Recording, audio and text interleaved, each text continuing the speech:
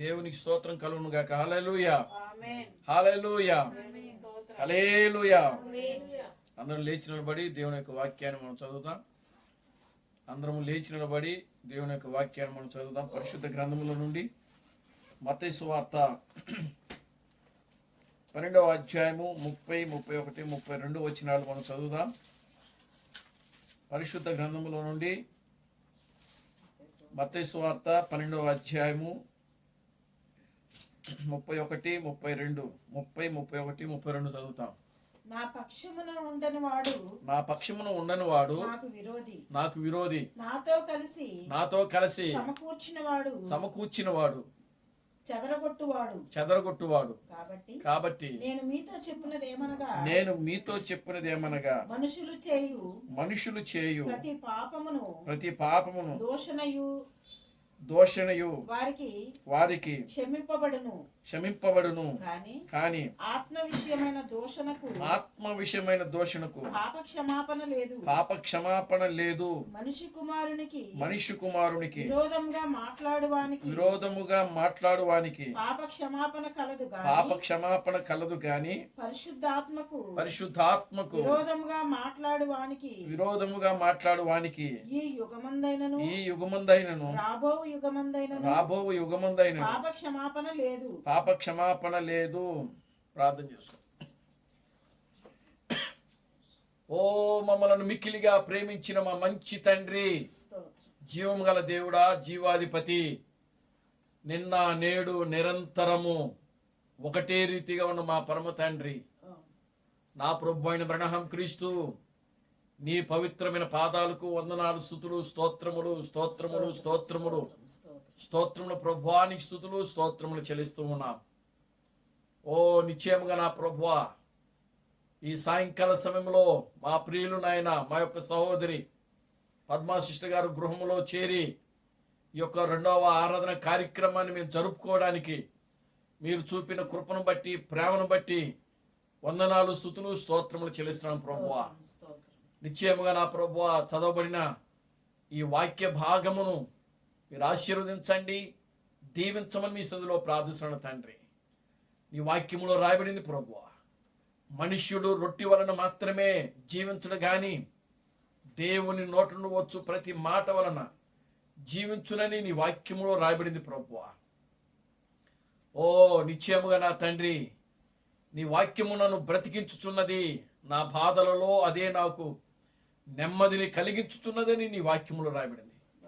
నీ వాక్యము నా పాదములకు దీపము, నా త్రోవలకు వెలుగునై ఉన్నదని నీ వాక్యంలో రాయబడింది ప్రభువా.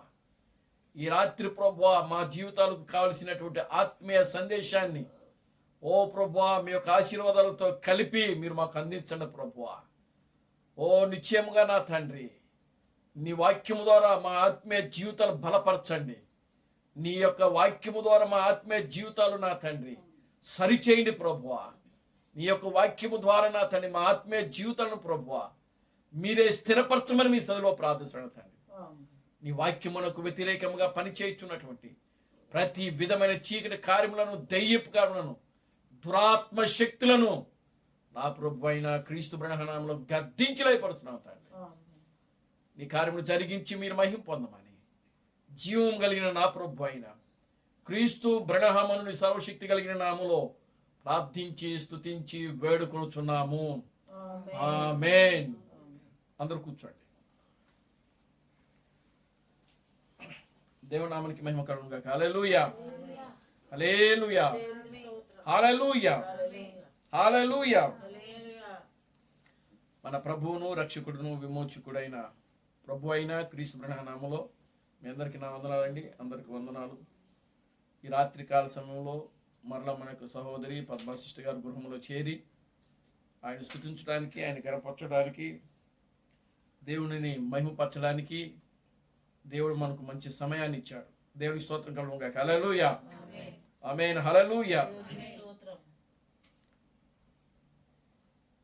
దేవుడు గడిచిన దినములన్నీ కూడా ఆయనకు ఉచితమైన కృపను బట్టి, ప్రేమను బట్టి, దయను బట్టి ఈ కుటుంబాన్ని మనలందరినీ కూడా క్షేమంగా ఉంచి మరలా మనం ఇక ఒక చిన్న సంఘముగా కూడుకోవడానికి దేవుడు మనకు కృప చూపించాడు. దేవుని స్తోత్రం కలుగును గాక. హల్లెలూయా.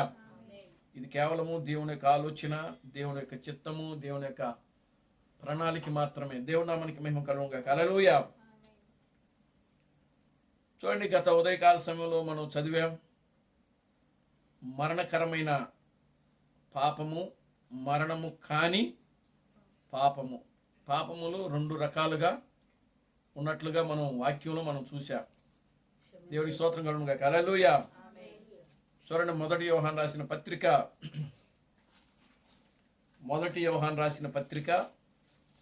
5వ అధ్యాయము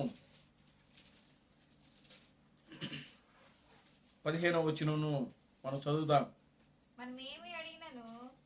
మనము ఏమి అడిగినను ఆయన మన మనవి ఆలకించునని మనము ఎరిగిన ఎడల మనము ఆయనను వేడుకొనినవి మనకు కలిగి ఉన్నవని ఎరుగుదుము. తన సహోదరుడు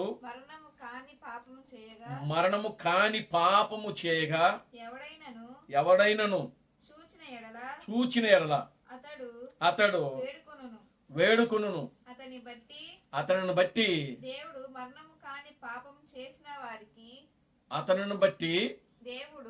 దేవుడు మరణము కాని పాపము చేసిన వారికి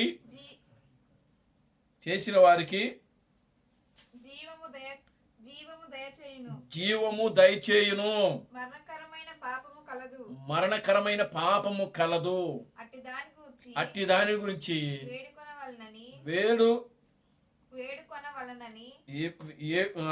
ఏడుకొనవలనని నేను చెప్పుటలేదు. సకల దుర్నీతియు పాపము అయితే మరణకరము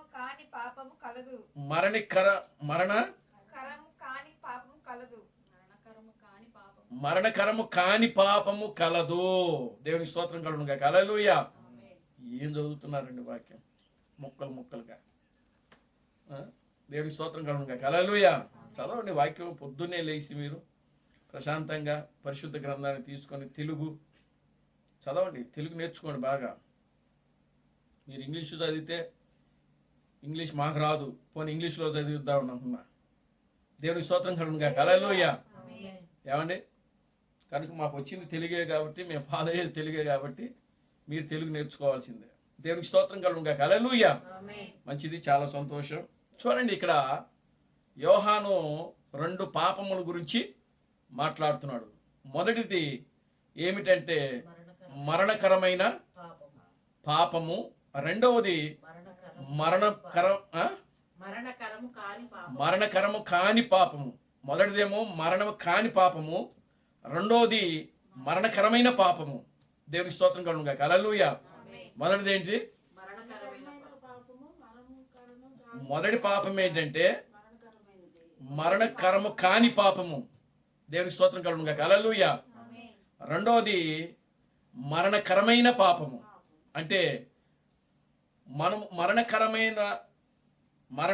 మరణకరము కాని పాపం ఏంటంటే, ఒక సహోదరుడు ఒక తప్పు చేశాడు అనుకోండి, అది ఏదైనా కావచ్చు, వ్యభిచారం కావచ్చు, దొంగతనం కావచ్చు, లేకపోతే త్రాగుడు కావచ్చు, జోదం కావచ్చు, లేకపోతే ఇంకే ఏదైనా సరే.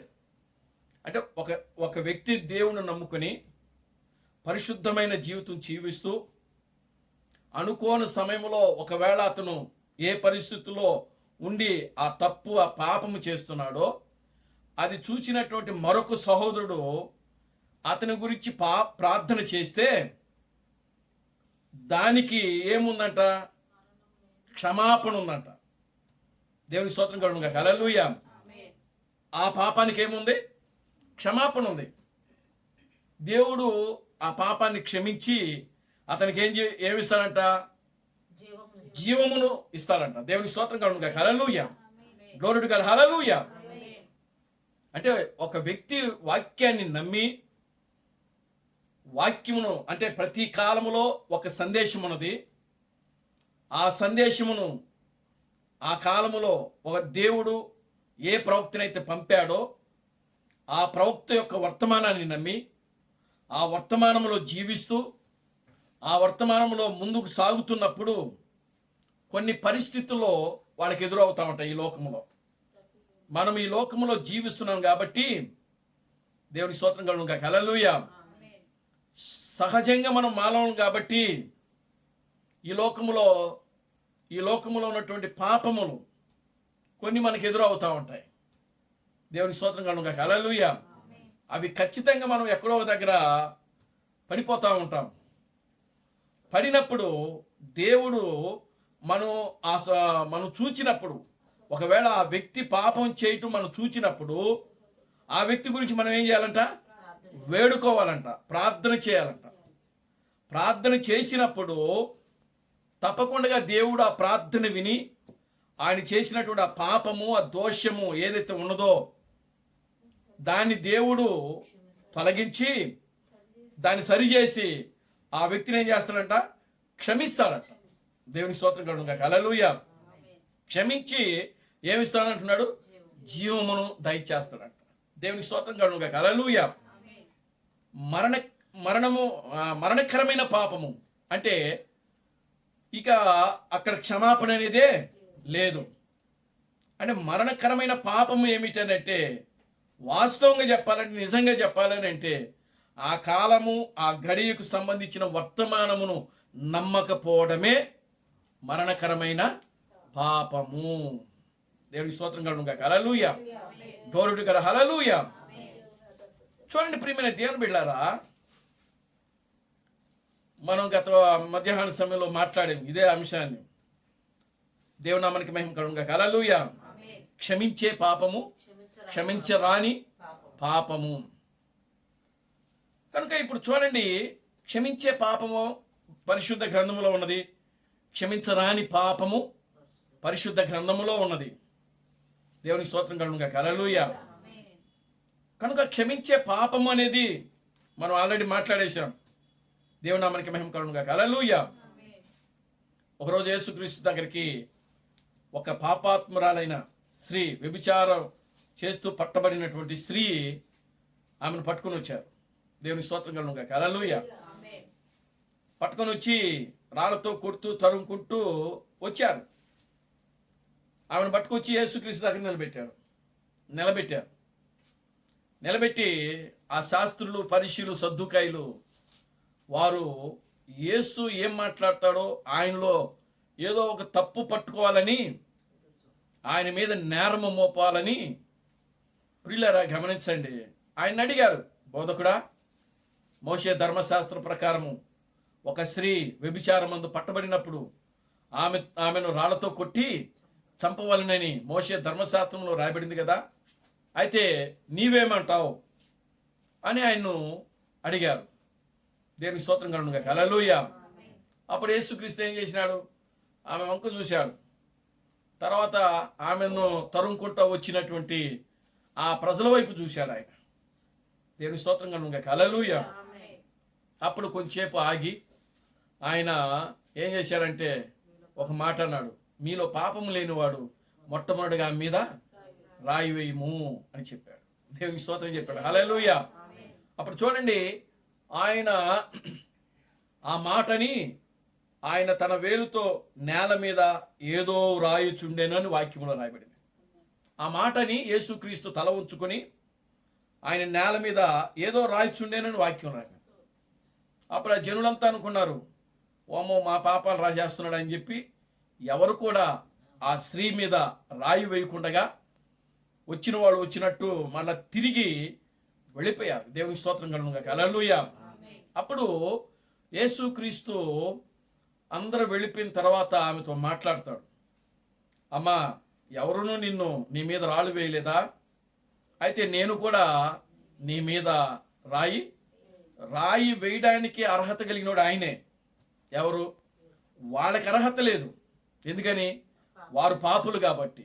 కానీ పాపం లేనివాడు, పరిశుద్ధుడు, నీతిమంతుడు, తీర్పు తీర్చడానికి అధికారం కలిగిన వాడు యేసుక్రీస్తు అక్కడ ఆమె మీద ఒకవేళ రాయి వేయాలి, ఆమెను శిక్షించాలి అన్న ఉద్దేశం ఉంటే ఖచ్చితంగా ఆమెను ఏం చేయాలి?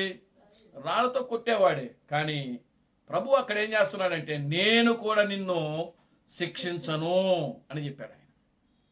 దేవునికి స్తోత్రం కలుగును గాక. హల్లెలూయా. ఏం చెప్తున్నాడండి? ప్రభు ఏమంటున్నాడంటే నేను కూడా నిన్ను శిక్షించను, కానీ ఇక పాపము చేయకు అంటున్నాడు. మళ్ళీ అక్కడ హెచ్చరించాడు. దేవునికి స్తోత్రం కలుగును గాక. హల్లెలూయా. ఇక పాపము చేయొద్దు.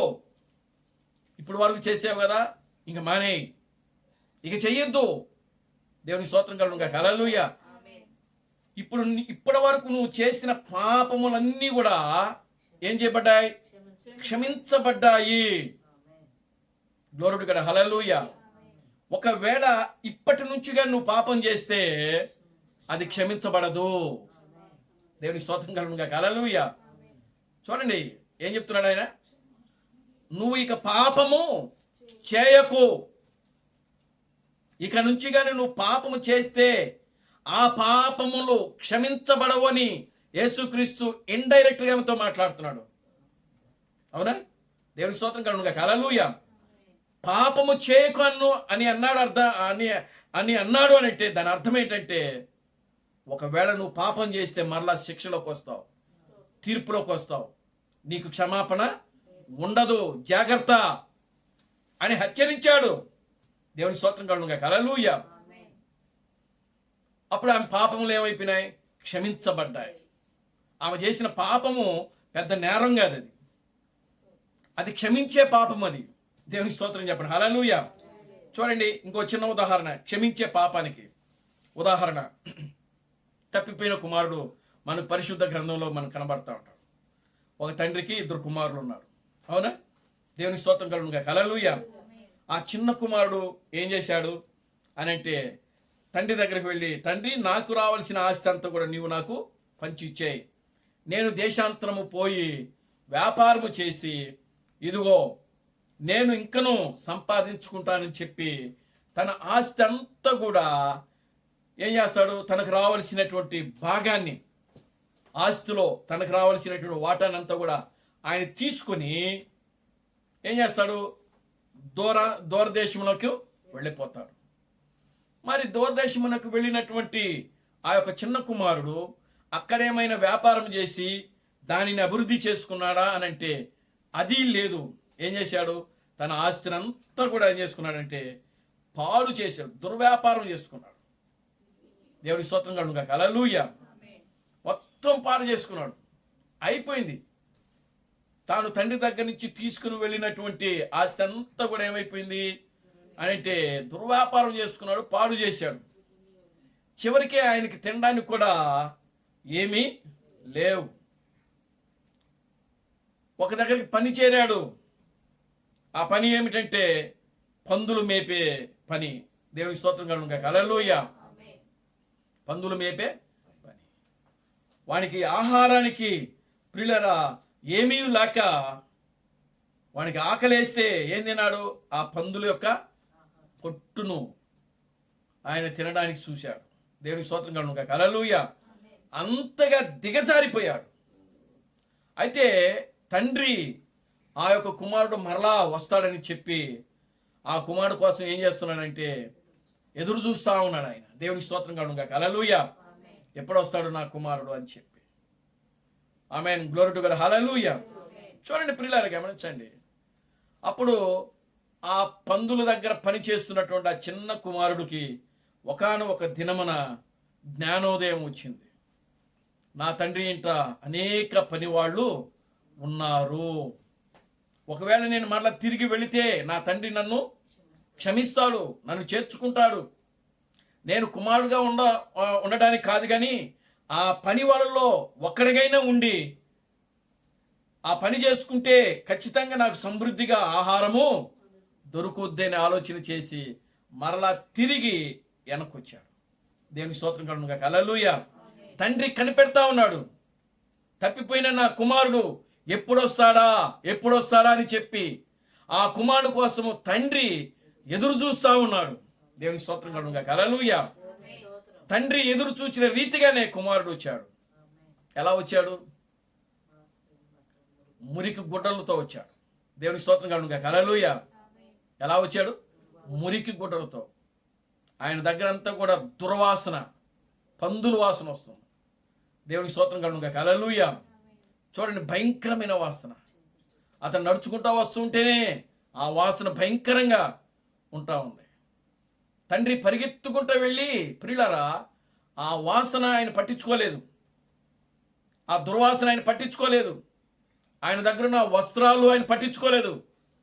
ఆ తండ్రి అది ఏది కూడా ఆయనకు కనబడలేదు. కానీ ఆ కుమారుడు రావడమే తండ్రికి కనబడతా ఉన్నది. దేవునికి స్తోత్రం కలుగును గాక. హల్లెలూయా. పరిగెత్తుకుంటూ వెళ్ళాడు తండ్రి.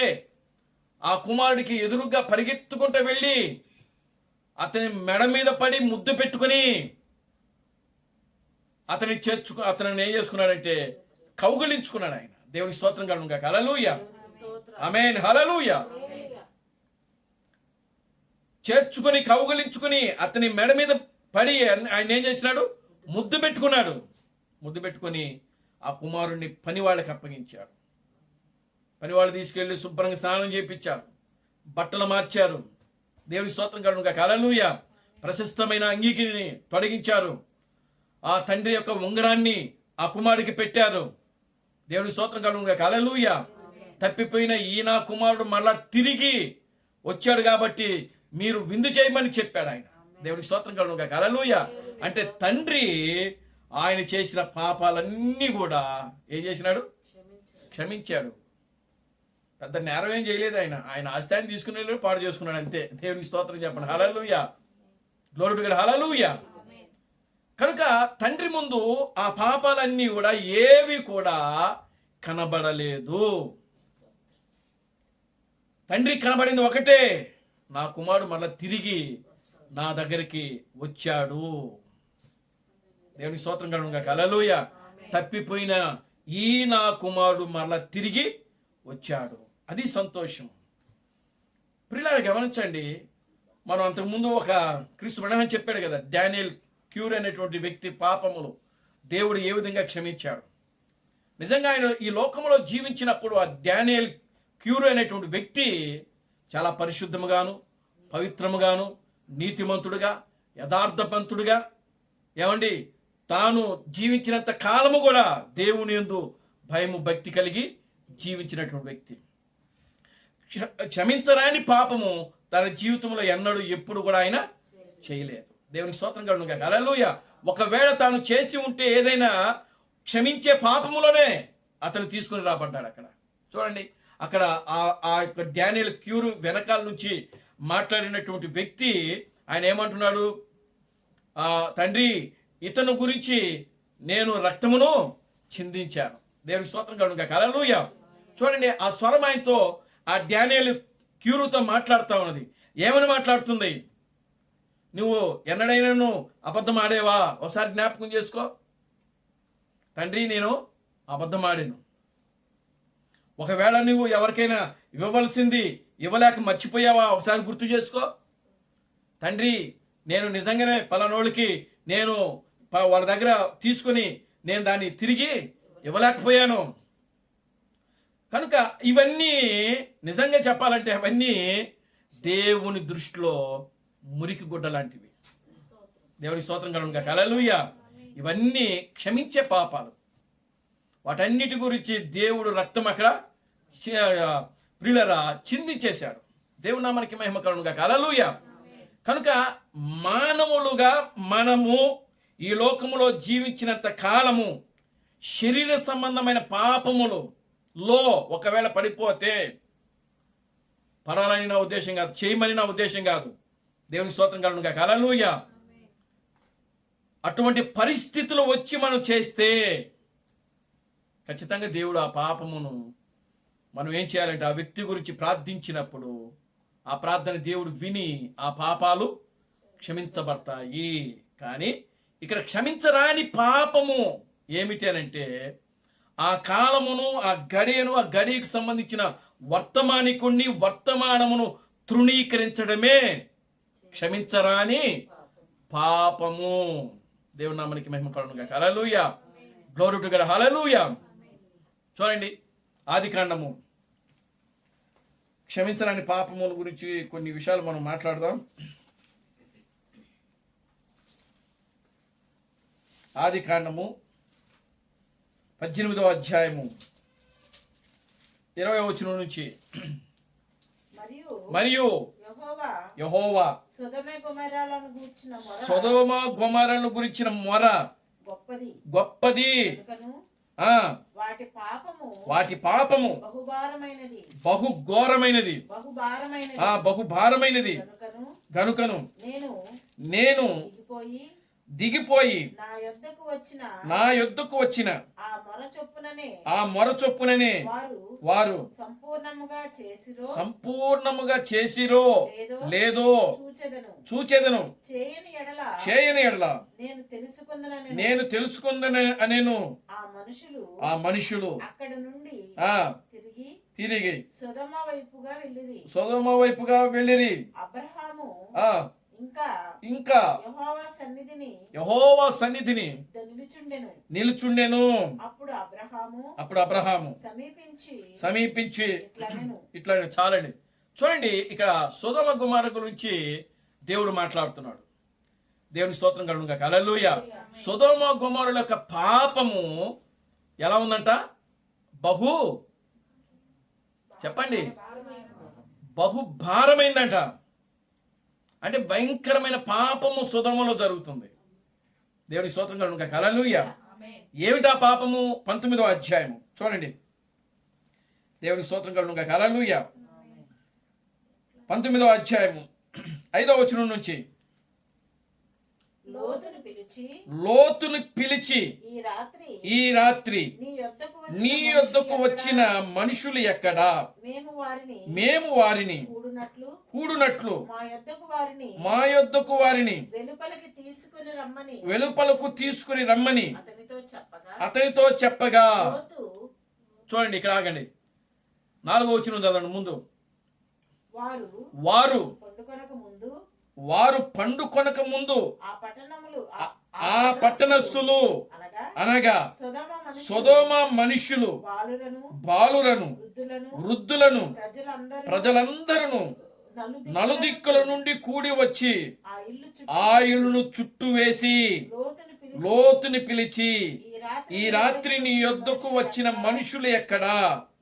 మేము వారిని కూడునట్లు మా యొద్దకు వారిని వెలుపలని తీసుకొని రమ్మని అతనితో చెప్పగా. చూడండి, ఇక్కడ లోతు దినములలో జరిగిన పాపము ఎలాంటిది అని అంటే, దేవునికి స్తోత్రం కలుగును గాక. హల్లెలూయా. ఇలా చూడండి, లోతు దినాల్లో జరిగిన పాపము ఎలాంటిది అని అంటే, చూడండి, అక్కడ పిల్లలు బాలురు మొదలుకొని వృద్ధుల వరకు కూడా అంట. అంటే అందరూ పురుషులే. ఈ బాలురు మొదలుకొని వృద్ధుల వరకు లోతు ఇంటిని చుట్టుముట్టారు. దేవునికి స్తోత్రం కలుగును గాక. హల్లెలూయా. ఏం చేశారండి? లోతు ఇంటిని చుట్టుముట్టారు. వాళ్ళు లోతు ఇంటిని ఎందుకు చుట్టుముట్టారు అని అంటే, లోతు ఇంటికి ఆ యొక్క 2 దేవదూతలు వచ్చారు. వాళ్ళెవరు? పురుషులు. వాళ్ళు దేవుని స్తోత్రం కలుగును గాక. హల్లెలూయా. వాళ్ళు ఎవరండి? పురుషులు. ఈ ఇంటిని చుట్టుముట్టినటువంటి ఈ మనుషులు లోతుని అడిగారు, ఇదిగో ఈ రాత్రి నీ ఇంటికి వచ్చినటువంటి మనుషులు ఎక్కడ? మేము వారితో పాపము చేయాలి, వారిని మేము కూడాలి అని చెప్పారు. దేవుని స్తోత్రం కలుగును గాక. హల్లెలూయా. అప్పుడు లోతు ఏమంటున్నాడు చూడండి. లోతు వెలుపల ద్వారమునొద్దనున్న వారి దగ్గరికి వెళ్ళి తన వెనుక తలుపు తీసి తలుపు వేసి, అన్నలారా, ఇంత పాతకము కట్టుకొనుకుడి, ఇదిగో పురుషుని కూడని 2 కుమార్తెలు నాకున్నారు. సెలవైతే వారిని మీ యొద్దకు వెలుపలికి తీసుకుని వచ్చేదను. వారిని మీ మనస్సుకు వచ్చినట్లు చేయుడి. ఈ మనుషులు నా ఇంటికి వచ్చి ఉన్నారు కనుక, నా ఇంటకు నీడకు వచ్చి ఉన్నారు కనుక వారిని మీరేమీ చేయకూడదని చెప్పినప్పుడు వారు నీవు అవతలికి పొమ్మనిది. దేవునికి స్తోత్రం కలుగును గాక. హల్లెలూయా. అంటే సొదొమలో జరిగిన పాపం ఏమిటంటే, పురుషులు పాపం చేస్తున్నారు అక్కడ. స్వలింగ సంపర్కము. ఏ సంపర్కం అది? స్వలింగ సంపర్కము అంటే పురుషులు పాపం చేయటం, పురుషులు వ్యభిచారం చేయటం. దేవునికి స్తోత్రం కలుగును గాక. హల్లెలూయా. ఇది అసలు దేవుడు అసలు క్షమించలేని పాపం ఇది. దేవునామానికి మహిమ కలుగును గాక. హల్లెలూయా. ఒక పురుషుడు ఒక స్త్రీ వెంబట పడ్డాడు అని అంటే దానికి క్షమాపణ ఉంటుంది. దేవునికి స్తోత్రం కలుగును గాక. హల్లెలూయా. కానీ ఒక పురుషుడితో పాపం చేస్తే క్షమించరాని పాపం అదే. దేవునామానికి మహిమ కలుగును గాక. హల్లెలూయా. ఈరోజు ప్రపంచం ఎలా ఉన్నది? ఈరోజు ప్రపంచం ఎలా ఉన్నది అని అంటే ప్రియులారా గమనించండి. ఈ సొదొమ గొమొర్రా పట్టణాలలో ప్రజలు ఏ విధంగా అయితే ఉన్నారో బాలురు మొదలుకొని వృద్ధుల వరకు, ఆ రోజు లోతు ఇంటికి ఇద్దరు మనుషులు వస్తే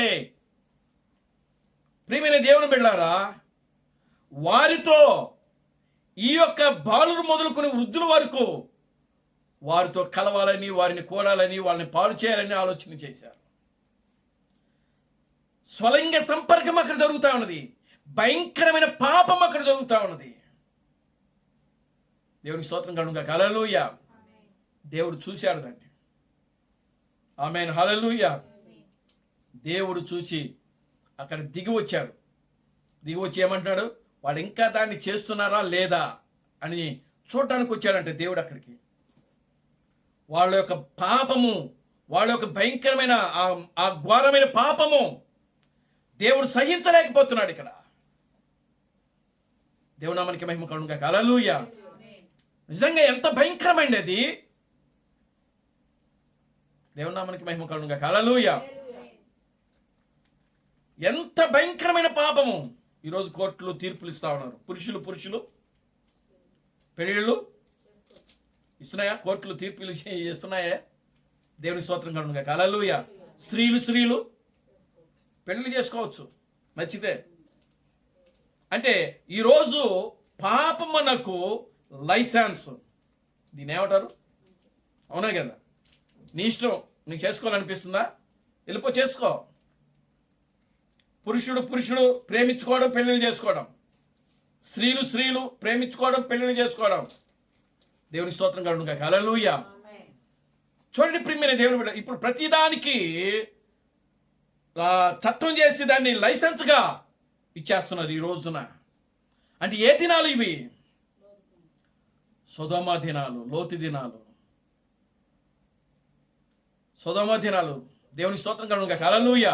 పురుషుడు పాపము చేసే దినాలు ఇవి. దేవునికి స్తోత్రం కలుగును గాక. హల్లెలూయా. స్త్రీలు పాపము చేసే దినాలు ఇవి. దేవుడు ఈ పాపమును క్షమించడు. ఇది క్షమించరాని కార్యము, క్షమించరాని పాపము. ఈ పాపమునకు క్షమాపణే లేదు. దేవునామానికి మహిమ కలుగును గాక. హల్లెలూయా. అందుకే ఏం చేసినాడు? సొదొమ గొమొర్రా మొత్తం వాళ్ళందరికీ కళ్ళు పోయేటట్టు చేశాడు దేవుడు. అందరికీ రేచీకట్టు వచ్చేసింది. ఎవరికి కళ్ళు కనబట్ల. అందరూ తోడుకుంటున్నారు. ఇట్లా గుడ్డోళ్ళు అయిపోయి ఇట్లా తోడుకుంటున్నారు. ఏం చేసినారు? ఆ తోడుకునే సమయంలో ఆ లోతు భార్యను, అతనికి ఇద్దరు కుమార్తెలను అల్లుళ్ళు హేళన చేశారు లోతుని. మీరు ఆ కింద చదివితే లోతు ఆ విషయాన్ని వాళ్ళకి చెప్తాడు. అయ్యా, దేవుడు ఈ పట్టణాన్ని నాశనం చేయబోతున్నాడంట, మనం ఇక్కడి నుంచి వెళ్ళిపోదాం అని అంటే అల్లుళ్ళు ఎగతాళి చేశారు. మరి లోతుకి కుమారులు కూడా ఉన్నట్టుగా ఉంది అక్కడ వాక్యంలో. మరి ఆ కుమారులు కూడా బయటికి రాలేదు. లోతు అల్లుళ్ళు ఆ పెళ్లి కావాల్సిన ఇద్దరు కుమార్తెలకు ఆల్రెడీ వాళ్ళకి వివాహం సెటిల్ అయింది, కానీ ఇంకా వాళ్ళకి వివాహం జరగలేదు. కానీ వాళ్ళకి చెప్పాడు లోతు, రండి మీరు బయటకు వచ్చేయండి అంటే వాళ్ళు ఏం చేసినారంట? ఎగతాళి చేశారంట. కనుక దేవుడు ఆ ఆ ఆ యొక్క దూతలిద్దరూ కూడా లోతు భార్యను అతని ఇద్దరి కుమార్తెలను బలవంతంగా బయటికి లాక్కొచ్చేసాడు. ఎందుకంటే టైం అయిపోయింది. అక్కడ ఏమైపోయింది? టైం అయిపోయింది. సూర్యుడు ఉదయించబోతున్నాడు. సూర్యుడు ఉదయించక ముందే ఈ పాపం ఏమైపోవాలి? అంతమైపోవాలి. దేవుని స్తోత్రం కలుగునుగా. హల్లెలూయా. చూడండి, ఆ వాక్యం క్లియర్గా ఉంటుంది అక్కడ. దేవుని నామానికి మహిమ కలుగునుగా. హల్లెలూయా. ఆ కింద చదవండి, అక్కడి నుంచి. తెల్లవారినప్పుడు ఆ దూతలు లోతును త్వరపెట్టి లెమ్ము, దోష శిక్షతో నశించిపోకుండా నీ భార్యను ఇక్కడనున్న నీ ఇద్దరు కుమార్తెలను తీసుకొని రమ్మని చెప్పినప్పుడు అతడు తడువు చేసెను. చూసిన ఆలస్యం చేస్తున్నాడంట. తడువు చేయటువంటి అర్థం ఏంటి? ఏం చేస్తున్నాడు? ఆలస్యం చేద్దాం. సొదొమను విడిచిపెట్టి రావడానికి ఆయనకి మనసు లేదు. దేవుని స్తోత్రం కలుగునుగా. హల్లెలూయా. కానీ దేవుడు అబ్రహాము యొక్క ప్రార్థన విని అక్కడ కేవలము లోతును బయటికి తీసుకొస్తున్నాడు ఇక్కడ, అంతే. Glory to God. హల్లెలూయా. లోతు ఎక్కడ జీవిస్తున్నాడు అని అంటే క్షమించరాని పాపుల మధ్య జీవిస్తున్నాడు అతను. నిజంగా లోతును దేవుడు రక్షించాలనే ఉద్దేశం దేవునికి లేదు అసలు. ఎందుకంటే వారి మధ్యలో ఉండటమే లోతు చేసిన మహాపాపము, తప్పు. దేవుని స్తోత్రం కలుగునుగా. హల్లెలూయా.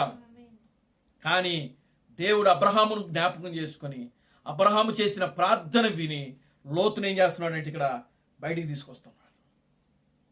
లోతును, అతని భార్యను, అతని కుమార్తెలను ఇద్దరు ఆ నలుగురు మాత్రమే బయటకు వచ్చారు. అప్పుడు అతని మీద కనికరపడుట వలన ఆ మనుషులు అతని చేతిని అతని భార్య చేతిని అతని ఇద్దరు కుమార్తె చేతులను పట్టుకుని వెలుపలకు తీసుకుని వచ్చి ఊరు బయట ఉంచిరి. అది దేవునికి స్తోత్రం కలుగునుగా. హల్లెలూయా. చూడండి ప్రియులారా, తెల్లవారుతున్నప్పుడు అని అంట అక్కడ వాక్యంలో రాయబడింది. తెల్లవారుతుంది, సూర్యుడు ఉదయించబోతున్నాడు. సూర్యుడు ఉదయించేటప్పటికి ఈ పాపమంతా కూడా ఏమైపోవాలి? క్లియర్ అయిపోవాలి. దేవుడు ఊడ్చేయాలి. దేవునికి స్తోత్రం కలుగునుగా. హల్లెలూయా. ఎందుకంటే సూర్యుడు ఉదయించేటప్పటికి ఆ భూమి అంతా కూడా ఎలా కనబడాలంటే ఒక నూతనమైన భూమిగా కనబడాలి. దేవుని నామానికి మహిమ కలుగునుగా. హల్లెలూయా. Glory to God. హల్లెలూయా. కనుక ఇప్పుడు ఇక్కడ లోతు దినములలో ఏం పాపం జరిగిందంటే పురుషులు స్వలింగ సంపర్కము, అక్కడ పాపము జరుగుతుంది కనుకనే దేవుడు ఆ పాపాన్ని క్షమించలేదు. ఈరోజు కూడా ఎవరైనా అలాంటి పాపం చేస్తే దేవుడు క్షమించడు. Glory to God. హల్లెలూయా. దేవుడు క్షమించడు. ఆయన ఆదిలో ఏ కార్యమైతే చేయడం ప్రారంభిస్తాడో చివరి వరకు కూడా అదే కార్యమును ఆయన చేస్తానే ఉంటాడు. ఆయన అప్పుడు ఒక రకంగా, ఇప్పుడు ఒక రకంగా ఆయన చేయడు. ఆయన దేవునామానికి మహిమ కలుగునుగా. హల్లెలూయా. కనుక స్వలింగ సంపర్కాన్ని దేవుడు క్షమించడు. దేవుని స్తోత్రం కలుగునుగా. హల్లెలూయా. ఆ పాపమును ఆయన క్షమించడు. అందుకే సొదొమ గొమొర్రా పట్టణాలను ఆయన ఏం చేసినాడంటే నాశనం చేసినాడు, అగ్నితో. దేవుని స్తోత్రం కలుగునుగా. హల్లెలూయా. Glory to God. హల్లెలూయా. కనుక ప్రియమైన దేవుని బిడ్డలారా, చూడండి అక్కడ శరీర సంబంధంగా జరిగింది ఇక్కడ. కానీ మన మనసులో అలాంటి ఆలోచనలు కూడా రాకూడదు ఆత్మీయంగా. అది పాపము. మన మనుషుల్లో మన యొక్క ఆలోచనలో ఆ యొక్క తలంపులు రాకూడదు. చూడండి, రెండవది మనం గమనించినప్పుడు దేవునామానికి మహిమ కలుగునుగా. హల్లెలూయా. Glory to God. హల్లెలూయా. నిర్గమకాండము 32వ అధ్యాయము 30వ వచనం. నిర్గమకాండము 32వ అధ్యాయము.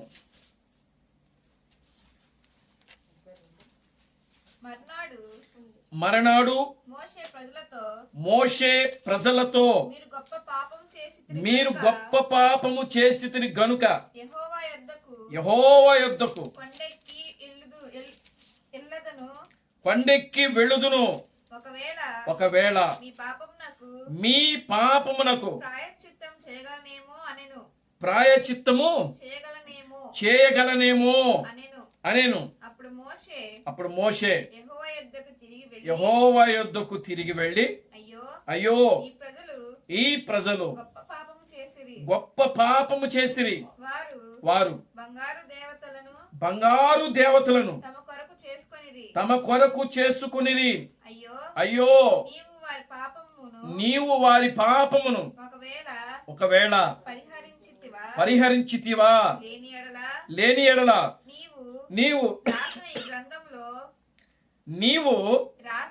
నీవు రాసిన ఈ గ్రంథములో నుండి నా పేరు తుడిచివేయమని బతిమాలు కొనుచున్నాను. చూడండి, ఇక్కడ దేవునికి స్తోత్రం కలుగును గాక. హల్లెలూయా. ఇక్కడ జరిగిన కార్యం ఏంటంటే, మోషే 10 ఆజ్ఞలతో పలకలు తీసుకురావడానికి కొండ మీదకి వెళ్ళాడు. దేవునికి స్తోత్రం కలుగును గాక. హల్లెలూయా. సీనాయి కొండ మీదకి వెళ్ళాడు. 40 రోజులు అయిపోయింది.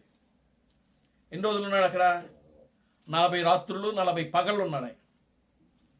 ఇక మోషే యెహోషువ వెళ్ళారు. యెహోషువ కొండ కింద ఉన్నాడు, మోషే మాత్రం కొండ పైకి వెళ్ళాడు ఆయన. దేవునికి స్తోత్రం కలుగును గాక. హల్లెలూయా. ఆ కొండ మీదకి వెళ్ళిన తర్వాత ఆ కొండ మీదకి ఆ మేఘం వచ్చింది. దేవుడు వచ్చాడు. ఆ కొండ మీదకి దేవుడు దిగిన తర్వాత ఆ మేఘం రాగానే ఆ మేఘంలోకి మోషే వెళ్ళాడు.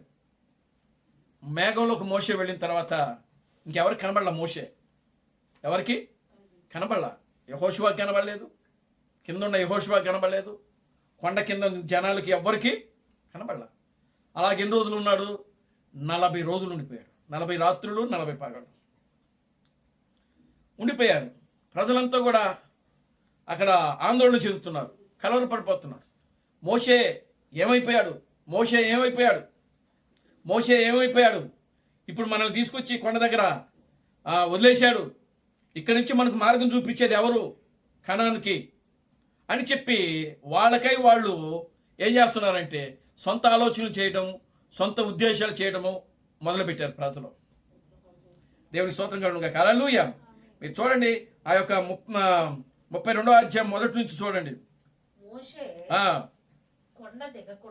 కొండ దిగకుండా మీరు చూడండి 18వ వచనం, 31వ అధ్యాయం 18వ వచనం. మరియు ఆయన సీనాయి కొండ మీద మోషేతో మాట్లాడుట చాలించిన తరువాత ఆయన తన శాసనములు గల 2 పలకలను అనగా దేవుని వ్రేలుతో వ్రాయబడిన రాతి పలకలను అతనికి ఇచ్చెను. మోషే ఎందుకు వెళ్ళాడు? పనిలోకి అక్కడికి దేనికోసం వెళ్ళాడు? కొండ మీదకి ఆజ్ఞల కోసం వెళ్ళాడు. దేవునికి స్తోత్రం కలుగును గాక. హల్లెలూయా. దేనికోసం వెళ్ళాడు? ఒక చట్టాన్ని నియమించాలి, వీళ్ళకి ఒక చట్టం పెట్టాలి, ఒక నియమం పెట్టాలి, ఒక క్రమం పెట్టాలి వీళ్ళకి అని దేవుడు ఆలోచన చేసి ఆ చట్టాన్ని, ఆ నియమాన్ని ప్రజలు ఏ విధంగా జీవించాలి, ఏ విధంగా ఉండాలి అని మోషేను దేవుడు కొండ మీదకి పిలిచి ఆ కొండ మీద 2 రాతి పలకలు ఆయనే చెక్కి ఆ రాతి పలకల మీద ఆయనే తన యొక్క సొంత వేలుతో రాశాడు ఆ 10 కమాండ్మెంట్స్, 10 ఆజ్ఞలు.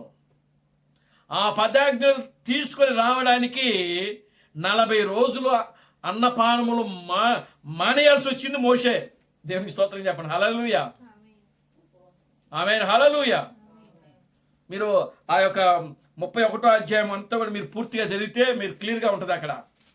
దేవుడు మనకి మహిమ కలుగును గాక. హల్లెలూయా. కనుక ఇప్పుడు చూడండి, ఆ యొక్క ఆజ్ఞల కోసం ఆయన వెళ్ళినప్పుడు ఆజ్ఞలు ఇక వీళ్ళు ఇక్కడ కింద ఏం చేయడం మొదలు పెట్టారంటే అహరోను దగ్గరికి వెళ్ళారు ప్రజలు. ఎవరి దగ్గరికి వెళ్ళారు? యెహోషువ లేడు. యెహోషువ ఎక్కడున్నాడు? కొండ కింద ఉన్నాడు ఆయన. దేవుని నామానికి మహిమ కలుగునుగాక. హల్లెలూయా. ఇప్పుడు యెహోషువ వాళ్ళ మధ్యలో లేడు.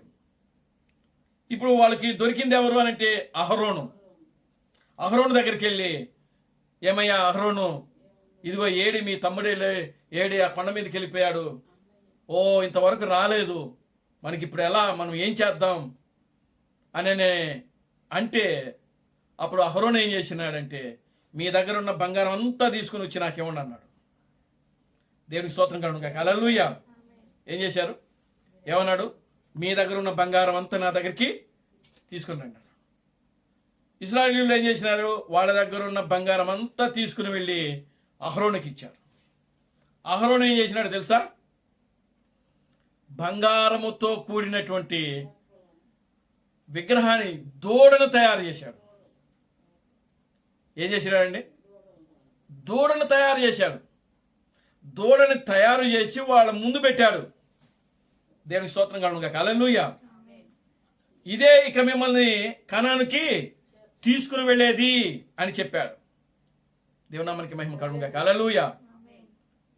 చూడండి, ఇప్పుడు ప్రజలందరూ కూడా ఆ యొక్క విగ్రహము, ఆ యొక్క బంగారపు విగ్రహము చుట్టూ తిరిగి ప్రజలు దాన్ని ఏం చేస్తున్నారంటే పూజిస్తున్నారు. దేవునికి స్తోత్రం కలుగునుగాక. హల్లెలూయా. ప్రజలు ఆ దూడని ఏం చేస్తున్నారు? పూజిస్తున్నారు.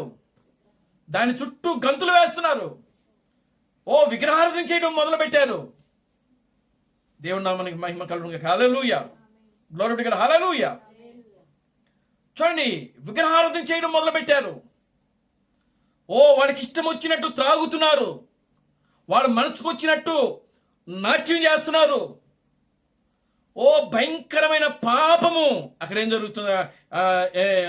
అక్కడ ఆ యొక్క దూడని, అక్కడ భయంకరమైన విగ్రహారాధన అక్కడ ఏం చేస్తున్నారంటే ప్రజలు చేయడం ప్రారంభించారు.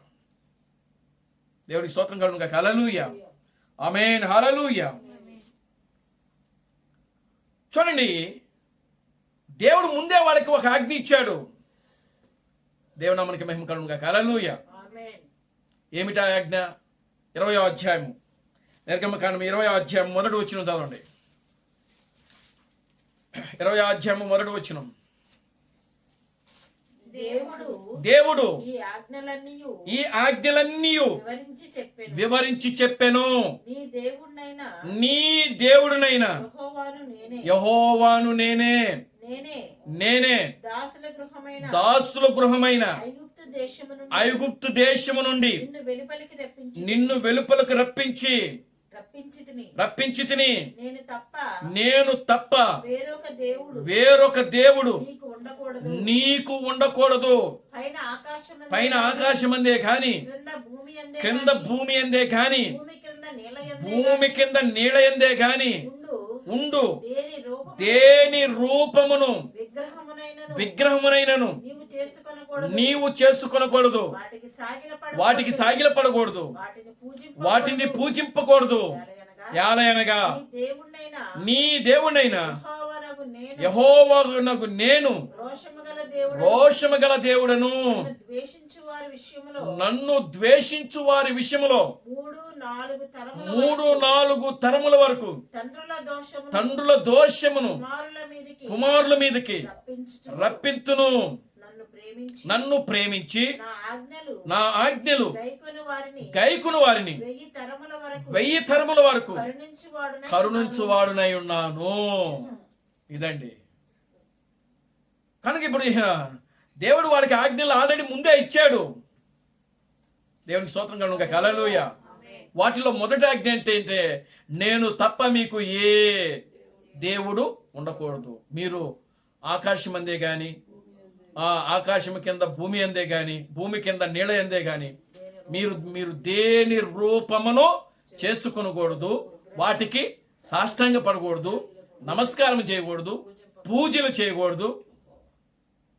మీ దేవుడినైన యెహోవానకు నేను రోషము గల. మరి ఇక్కడ విగ్రహారాధన చేసే దేవుడు ఒప్పుకుంటాడా? దేవుడు క్షమించరాని పాపం ఏదైనా ఉంది అనంటే అది విగ్రహారాధన. దేవునికి స్తోత్రం కలుగునుగాక. హల్లెలూయా. మరి ఈ రోజు మీ హృదయాల్లో ఎన్ని విగ్రహాలు ఉన్నాయి? అక్కడ శరీర సంబంధంగా వాళ్ళు చేశారు ఇజ్రాయేలు. అవునా? మరి మీ హృదయాల్లో, మీ హృదయంలో ఈరోజు మీ హృదయాల్లో ఏ విగ్రహాలు ఉన్నాయి? దేవుని స్తోత్రం కలుగుగా. హల్లెలూయా. విగ్రహాలు అంటే ఏంటి? అంటే చూడండి, విగ్రహం అంటే దేవుడు కాక ఇంకా ఏదైనా మన హృదయంలో ఉంటే అది విగ్రహమే. అది ఏ రూపమైనా కావచ్చు. ఒకవేళ డబ్బు నీ హృదయంలో ఉందా? చూడండి, మన హృదయంలో డబ్బు అనేది ఉంటే అదొక విగ్రహం. దేవునికి స్తోత్రం కలుగుగా. హల్లెలూయా. లేదు, ఒక సినిమా అనేది మన హృదయంలో ఉందా? అదొక విగ్రహము. లేదా ఒక సీరియల్ ఉందా? విగ్రహము. లేదా ఒక టీవీ ఉందా? అదొక విగ్రహము. ఇవి ఆత్మ సంబంధమైన పాపములు.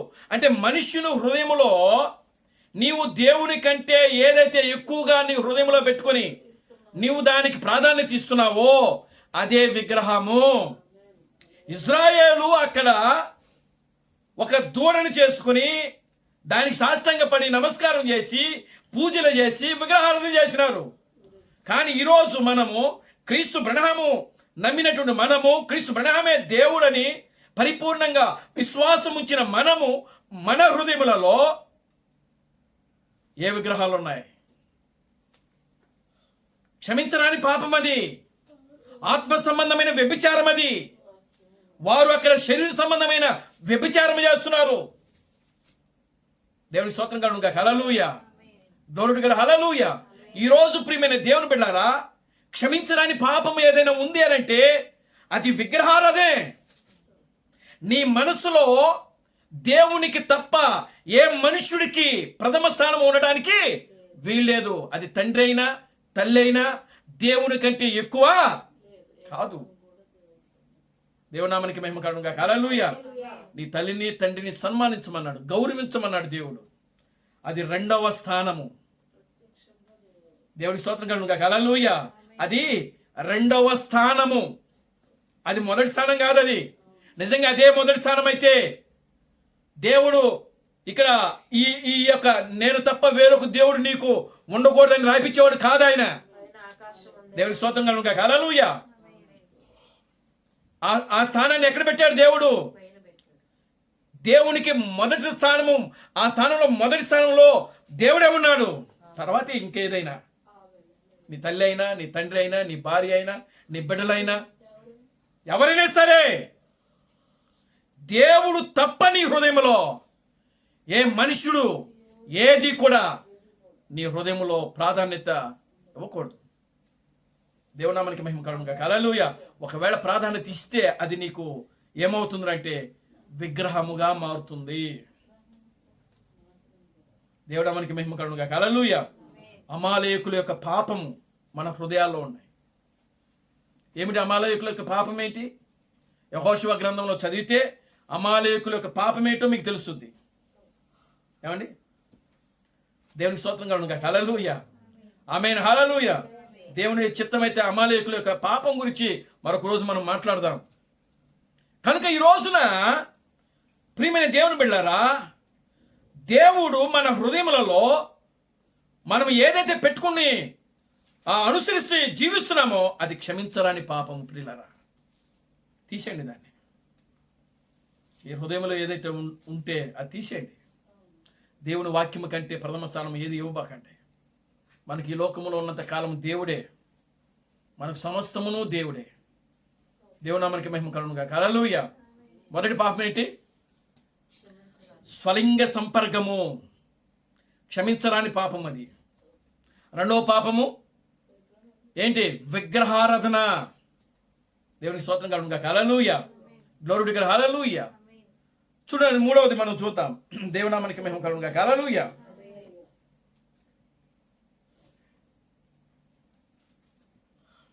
యెహోషువ గ్రంథము 7వ అధ్యాయము మొదటి నుంచి. శపితమైన దాని విషయములో శపితమైన దాని విషయంలో ఇశ్రాయేలీయులు ఇశ్రాయేలీలు తిరుగుబాటు చేసిరి. తిరుగుబాటు చేసిరి. ఎట్లనగా ఎట్లనగా యోధా గోత్రములో యూదా గోత్రములో జరహు ఆ, జరహు జరహు మునిమనవడును ముని మనవడును జబ్ది జబ్ది మనవడును కర్మీ కుమారుడనైన ఆకాను ఆకాను శపితము శపితము చేయబడిన వాటిలో కొంత కొంత తీసుకొనెను కనుక గనుక యెహోవా యెహోవా ఇశ్రాయేలు మీద కోపించెను. యెహోషువ మీరు వెళ్ళి దేశమును వేగు చూడలని చెప్పి బేతేలు తూర్పు దిక్కున బేతవేను దగ్గరనున్న ఆ హాయి హాయను పురమునకు ఎరుకో నుండి వేగులు వారిని పంపగా వారు వెళ్ళి హాయిపురమును వేగు చూచి యెహోషువ యొద్దకు తిరిగి వచ్చి జనులందరినీ ఆ వెళ్ళనీయకుము వెళ్ళనీకుము 2-3 వేల మంది వెళ్ళి హాయిని ఆయన పట్టుకుని పట్టుకొని వచ్చును వచ్చును జనులందరూ జనులందరూ ప్రయాసపడి అక్కడికి వెళ్ళనేలా హాయి వారు కొద్దిగా ఉన్నారు గదా అనిరి. కాబట్టి చూడండి దేవునికి స్తోత్రం కలుగుగా. హల్లెలూయా. ఆమేన్. ఇప్పుడు ఇక్కడ ఆకాను అనేటువంటి ఒక వ్యక్తి మనకు కనబడుతున్నాడు. అతను ఏం చేసినాడంట, శపితమైన చేయబడిన కొంత తీసుకున్నాడంట. ఆయన అంటే కొంత తీసుకుని దాచుకున్నాడు. చూడండి అక్కడ హాయి వారు ఇశ్రాయేలులో హాయి అంటే అది చాలా చిన్న పట్టణం. అది చాలా చిన్న పట్టణము. ఆ దేశంలో ఉన్న ప్రజలు కూడా చాలా అల్ప సంఖ్య, చాలా తక్కువ సంఖ్య. దేవునికి స్తోత్రం కలుగుగా. హల్లెలూయా. యెహోషువ అన్నాడు ఒక 3,000 మంది వెళ్ళండి చాలు అని అన్నాడు. దేవునికి స్తోత్రం కలుగుగా. హల్లెలూయా. అది చాలా చిన్న పట్టణం, అందులో ఉన్న జనులు కూడా చాలా తక్కువ కాబట్టి ఒక 3,000 మంది చాలు, మీరు వెళ్ళి వాళ్ళని యుద్ధం చేయండి అని చెప్పాడు. దేవుని నామానికి మహిమ కలుగుగా. హల్లెలూయా. 4వ వచనం. కాబట్టి జనులలో ఇంచుమించు 3,000 మంది అక్కడికి వెళ్ళిరి గాని వారు హాయి ఎదుట నిలవలేకపోయిరి. చూసారా? ఆగండి ఇక్కడ. దేవుని నామానికి మహిమ కలుగుగా. హల్లెలూయా. హాయిలో ఉన్నటువంటి జనం ఎంత అంటే చాలా స్వల్ప సంఖ్య, అతి తక్కువ సంఖ్య. వీళ్ళు వెళ్ళింది ఎంతమంది? 3,000 మంది వెళ్ళారు. ఆ 3,000 మంది సైనికులు హాయి సైనికుల ముందు నిలబడలేక ఏం చేశారంట? ఎందుకు మరి? అప్పటి వరకు కూడా జయించుకుంటా వచ్చారు. ఏమండి? ఎక్కడ కూడా ఓటమి అనేది లేకుండా పోయింది. ఎక్కడ కూడా ఓటమి అనేది లేదు వాళ్ళకి. అప్పటి వరకు తిరుగులేని నాయకత్వము. దేవునికి స్తోత్రం కలుగుగా. హల్లెలూయా. యెహోషువ అంటే ఇంకా రాజీ పడినటువంటి నాయకత్వం. అది శత్రువులకి భయము, శత్రువులకు వణుకు. దేవునికి స్తోత్రం కలుగుగా. హల్లెలూయా. యెహోషువ మన దేశం మీదకి దండెత్తి వస్తున్నాడు అని అంటే వాళ్ళు ఎదురొచ్చి రాజీ పడిపోయేవాళ్ళు. అక్కడ మీరు అధ్యాయాన్ని మీరు మిగతా దానికి ముందున్న 6 అధ్యాయాలు చదవండి. దేవునికి స్తోత్రం కలుగుగా. హల్లెలూయా. కానీ ఇక్కడ ఏమైంది? ఈ హాయి పురాణి దగ్గరకు వచ్చేటప్పటికి ఇశ్రాయేలు సైన్యం ఏమైపోతుందంటే ఓడిపోవడం కాదు, ముందు వాళ్ళని చూసి పారిపోతున్నారు వీళ్ళు. దేవునికి స్తోత్రం కలుగుగా. హల్లెలూయా. తర్వాత చదవండి 6వ వచనం. యెహోషువ తన బట్టలు చింపుకొని తానును ఇశ్రాయేలు పెద్దలను సాయంకాలం వరకు యెహోవా మందస్సమును ఎదుట నేల మీద ముఖములు మోపుకొని తమ తలల మీద ధూళి పోసుకొని, అయ్యో ప్రభువా, యెహోవా మమ్మను నశింపు చేయనట్లు అమోరీయుల చేతికి మమ్మను అప్పగించుటకు ఈ జనులు ఈ యోర్దానును నీవెందుకు దాటించితివి? మేము నివసించుట మేలు. దేవునికి స్తోత్రం కలుగుగా. హల్లెలూయా. ఇప్పుడు యెహోషువ అసలు ఏం జరిగింది అని చెప్పి ఎక్కడికి వెళ్ళాడు? మందస్సు దగ్గరికి వెళ్ళాడు. యెహోషువ, ఆ యొక్క ఇశ్రాయేలు యొక్క పెద్దలు వీళ్ళందరూ ఎక్కడికి వెళ్ళారు? మందసము దగ్గరికి వెళ్ళారు. మందసం దగ్గరికి వెళ్ళి బట్టలు చింపుకొని వాళ్ళ నెత్తి మీద ధూళి పోసుకున్నారు, బూడిద పోసుకున్నారు. బూడిద పోసుకొని వాళ్ళ ముఖాలు నేల వైపు మోపి దేవుని సన్నిధిలో ప్రార్థిస్తున్నారు. ఎక్కడ తప్పు జరిగింది నాయన? ఏమైంది?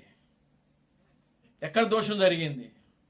దేవుని స్తోత్రం కలుగును గాక. హల్లెలూయా, ఆమేన్, హల్లెలూయా అని చెప్పి సీట్లు వేశారు. సీట్లు వేస్తే ఆ సీట్లలో ఎవరి పేరు వచ్చింది?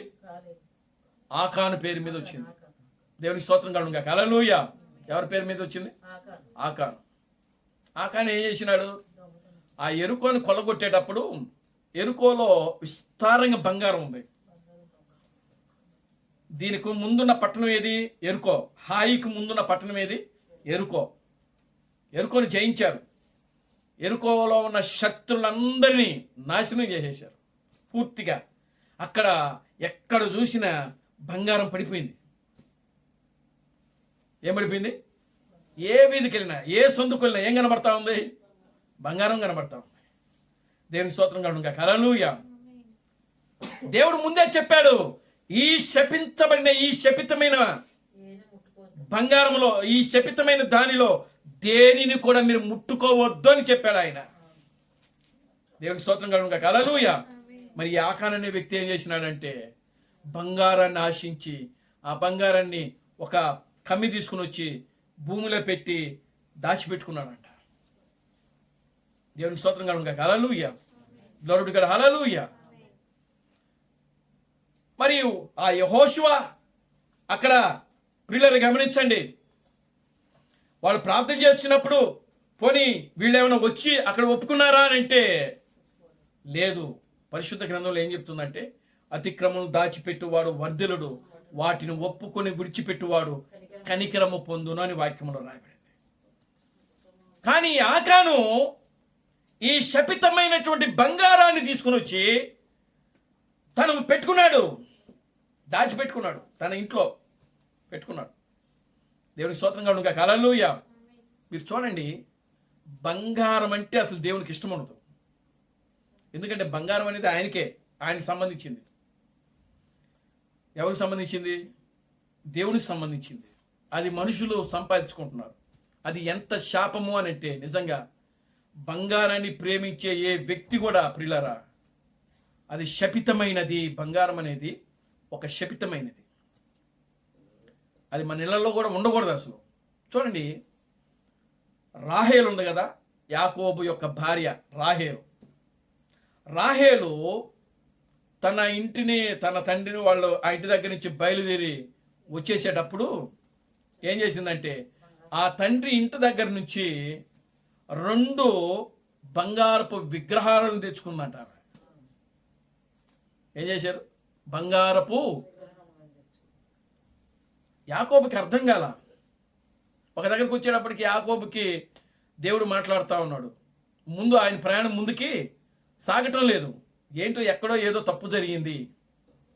ఎవరు తప్పు చేశారు? ఎవరు పాపం చేశారు? నాయన ఎందుకు ఈ ప్రయాణం ఇక్కడ సాగట్లేదు అని చెప్పి యాకోబు ప్రియులారా దేవుని సన్నిధిలో ప్రార్థన చేస్తే అప్పుడు పాపం బయటపడింది. ఏమిటి ఆ పాపం అని అంటే రాహేలు ఏం చేసిందంటే వచ్చే ఆ ప్రయాణంలో తండ్రి ఇంటి దగ్గర నుంచి 2 బంగారపు విగ్రహాలను తెచ్చుకుందంట ఆమె. అంటే ఆ మనసులో ఏముందంటే బంగారం ఉంది. ఆ విగ్రహాలను తీసుకుని వచ్చింది, బయటపడింది. ఎప్పుడైతే బయటపడిందో వెంటనే రాహేలు అక్కడికక్కడికి ఏమైపోయిందో తెలుసా? మరణించినట్లు వాక్యంలో రాయబడింది. దేవునామానికి మహిమ కలుగును గాక. హల్లెలూయా. ప్రియులారా, దేవునికి ఇష్టమైంది ఏది కూడా మన హృదయాల్లో ఉండకూడదు. దేవుని కంటే ఎక్కువ ఏది కూడా ఉండకూడదు. ఆకాను బంగారాన్ని, శపించబడిన బంగారాన్ని, శపితపూర్వమైన బంగారం అది. చూడండి అక్కడ ఏం రాయబడిందండి? శపితము చేయబడిన దానిలో, అంటే శపితము చేయబడిన దానిలో అంటే దేవుడు శపించిన దానిలో కొంత తీసుకున్నాడంట. దేవునికి స్తోత్రం కలుగును గాక. హల్లెలూయా. కనుక ఇప్పుడు చూడండి, ఆకాను బంగారాన్ని ఆశించి కొంత దాచుకున్నాడు. కనుక దేవుడు క్షమించరాని పాపం ఏదైనా ఉంది అని అంటే దేవుడు శపించిన దానిని మన హృదయంలో పెట్టుకోవడమే ప్రియులారా క్షమించరాని పాపము. దేవుని నామానికి మహిమ కలుగును గాక. హల్లెలూయా, గ్లోరీ టు గాడ్. హల్లెలూయా. దేవుడు శపించింది ఏదైనా అవ్వచ్చు, అది మన హృదయంలో ఉంటే ప్రియులారా దాన్ని ఇప్పుడే మీరు తీసేసుకోవాలి. అది ఏదైనా అవ్వచ్చు. దేవుని నామానికి మహిమ కలుగును గాక. హల్లెలూయా. ఇవన్నీ అక్కడ శరీర సంబంధంగా జరిగినాయి. దాని సంఘములో ప్రియులారా మనం ఆధ్యాత్మికంగా తీసుకోవాలి. మన హృదయంలో శపితమైంది, దేవుడు శపించిన కార్యం ఏదైనా ఉంటే అది మన హృదయంలో ఉంటే దాన్ని మనం వెంటనే ఏం చేసుకోవాలి? తొలగించేసుకోవాలి, తీసేసుకోవాలి. ఎందుకనంటే ప్రియులారా మనము ఈ లోకములో ఎందుకు ఇంత ప్రయాసపడుతున్నామనంటే దేవుని యొక్క సన్నిధిలో నిత్యము ఆనందించడానికి. దేనికండి ఎందుకు మనం ఇంత దూరం నుంచి ప్రయాణం చేశాం? దేవుని స్తోత్రం కలుగును గాక. హల్లెలూయా. యుగాలలో తరాలలో మనం ప్రయాణం చేస్తూ వచ్చాం. అన్ని కాలాల్లో ప్రతి సంతోషాన్ని మనం విడిచిపెట్టాం. దేవుని నామానికి మహిమ కలుగును గాక. హల్లెలూయా. మనకు ఈ లోకములో ప్రియులారా గమనించండి, అన్ని విధాలుగా సంతోషించే ఆ స్థితి మనకు ఉంది. కానీ దేవుడు వాటన్నిటిని కూడా తొలగించుకోమంటున్నాడు. దేవుని నామానికి మహిమ కలుగును గాక. హల్లెలూయా, గ్లోరీ టు గాడ్. హల్లెలూయా.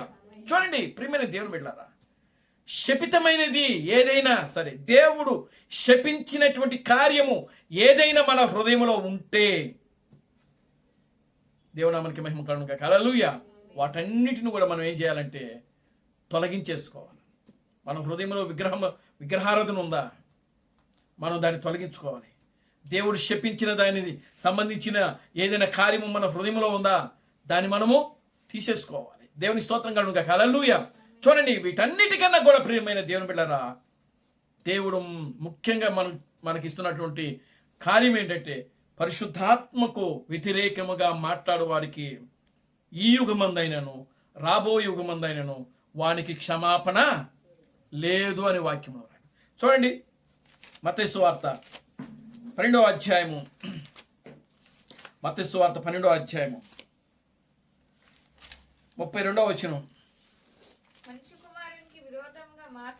మనిషి కుమారుడికి విరోధముగా మాట్లాడు వానికి పాప క్షమాపణ కలదు గాని పరిశుద్ధాత్మకు విరోధముగా మాట్లాడు వానికి ఈ యుగమందైనను రాబో యుగమందైనను పాప క్షమాపణ లేదు. దేవుని స్తోత్రం కలుగును గాక. హల్లెలూయా. చూడండి 31 కూడా ఒకసారి చదవండి. 31. కాబట్టి నేను మీతో చెప్పునదేమనగా మనుషులు చేయు ప్రతి పాపమును దూషణయు వారికి క్షమింపబడును గాని ఆత్మ విషయమై దూషణకు పాప క్షమాపణ లేదు. ఆత్మను దూషించే వాడికి క్షమాపణ లేదంట.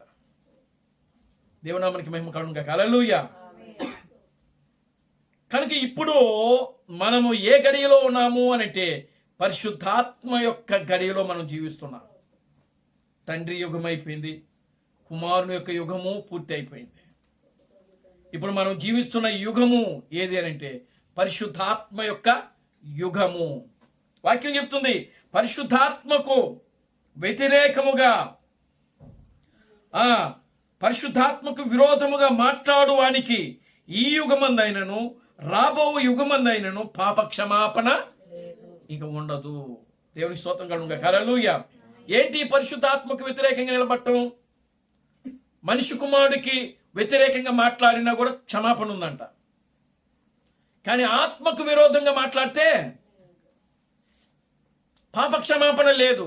పరిశుద్ధాత్మకు విరోధముగా మాట్లాడితే పాప క్షమాపణ లేదు. దేవుడు క్షమించనంటున్నాడు అక్కడ. దేవునామానికి మహిమ కలుగును గాక. హల్లెలూయా. క్షమించరాని పాపములో మనం ఉండకూడదు. Glory to God. హల్లెలూయా. ఈరోజు క్రీస్తు ప్రణామమును మనం నమ్మినాం. మన యొక్క వర్తమానాన్ని ఎవరైతే తృణీకరిస్తున్నారో, ద్వేషిస్తున్నారో, అంటే మన వర్తమానం అంటే క్రీస్తు థామస్ ఇచ్చినటువంటి సందేశం. దేవుని స్తోత్రం కలుగును గాక. హల్లెలూయా. క్రీస్తు థామస్ ఇచ్చినటువంటి సందేశము ఇది పరిశుద్ధాత్మ యొక్క సందేశం. ఇది గ్లోరీ టు గాడ్, హల్లెలూయా. ఎవరి యొక్క సందేశము? పరిశుద్ధాత్మ యొక్క సందేశం. ఇది పరలోకము నుండి నేరుగా భూమి మీదకి దిగి వచ్చినటువంటి గొప్ప సందేశం ఇది. గ్లోరీ టు గాడ్, హల్లెలూయా.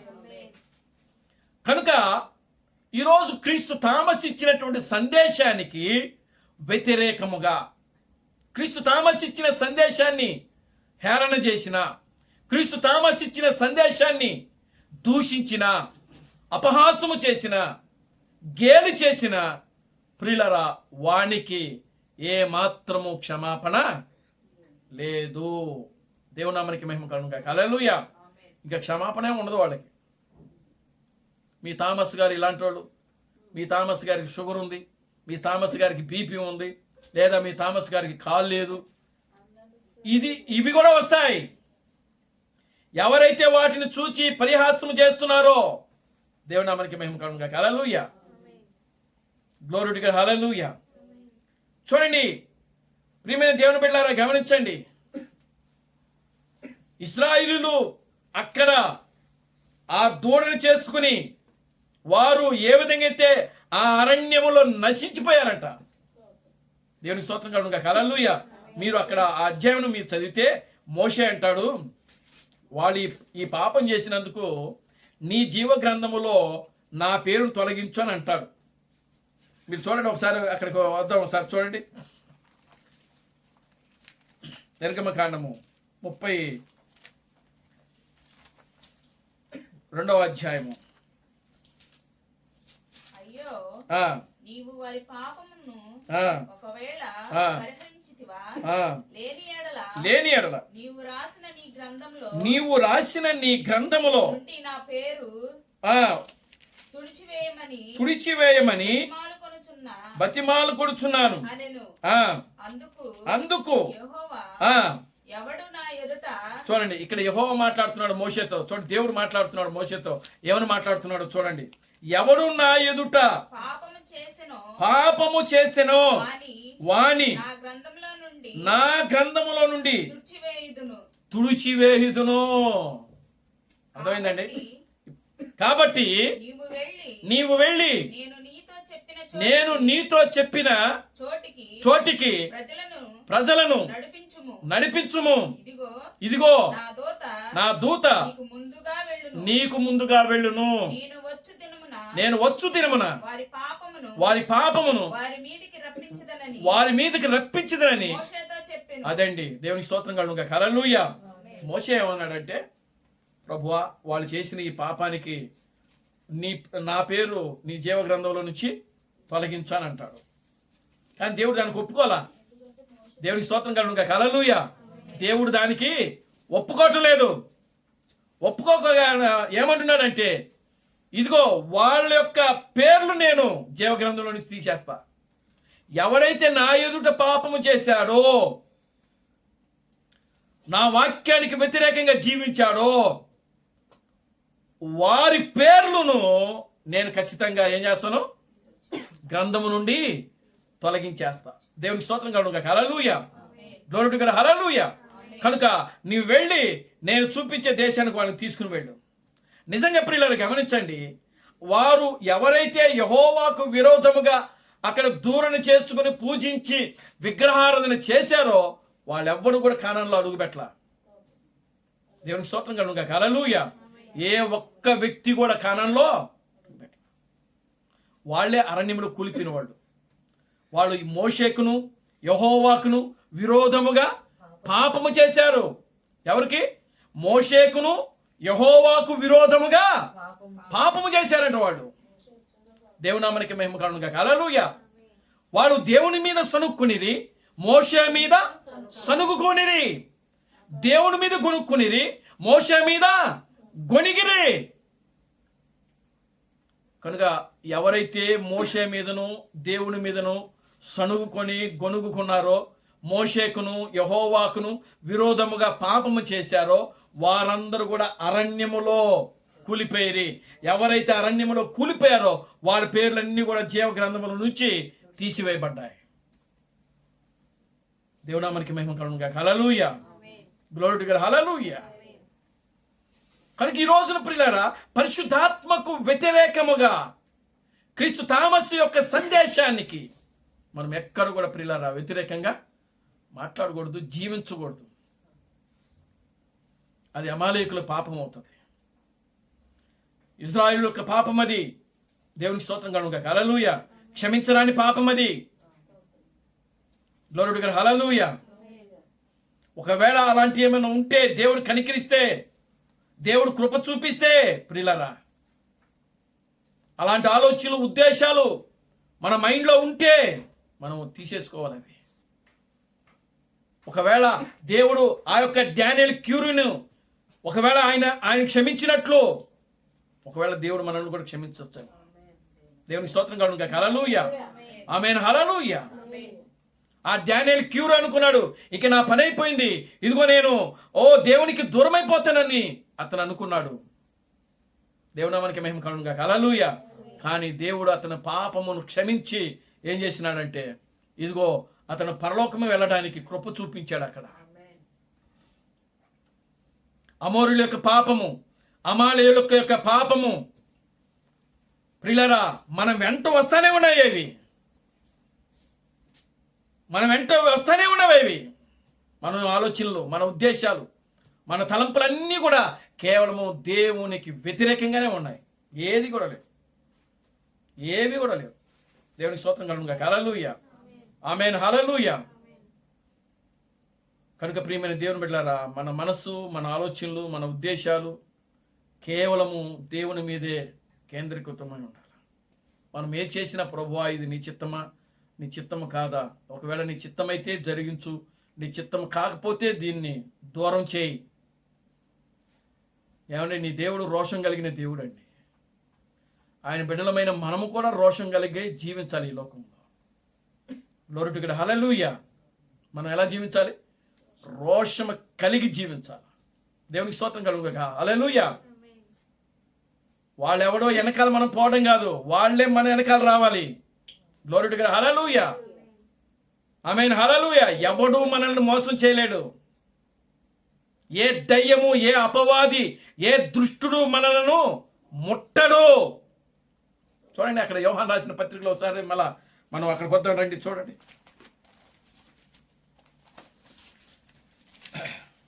5వ అధ్యాయము, 1 యోహాను రాసిన పత్రిక 5వ అధ్యాయం.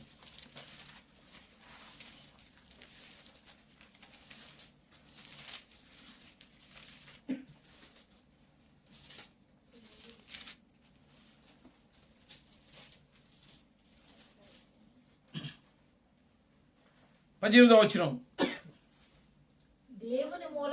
దేవుని మూలముగా పుట్టి ఉన్నవాడెవడును పాపము చేయుడని ఎరుగుదము. దేవుని మూలముగా పుట్టిన వాడు తనను భద్రము చేసుకొనును గనుక దుష్టుడు వానిని ముట్టడు. దేవుని స్తోత్రం కలుగును గాక, హల్లెలూయా. దుష్టుడు వానిని ముట్టడు. ఇది వాక్యం అండి, వాగ్దానం అండి. ఇది పెళ్లి కుమార్తె యొక్క వాగ్దానం. ఇది దేవునికి స్తోత్రం కలుగును గాక, హల్లెలూయా.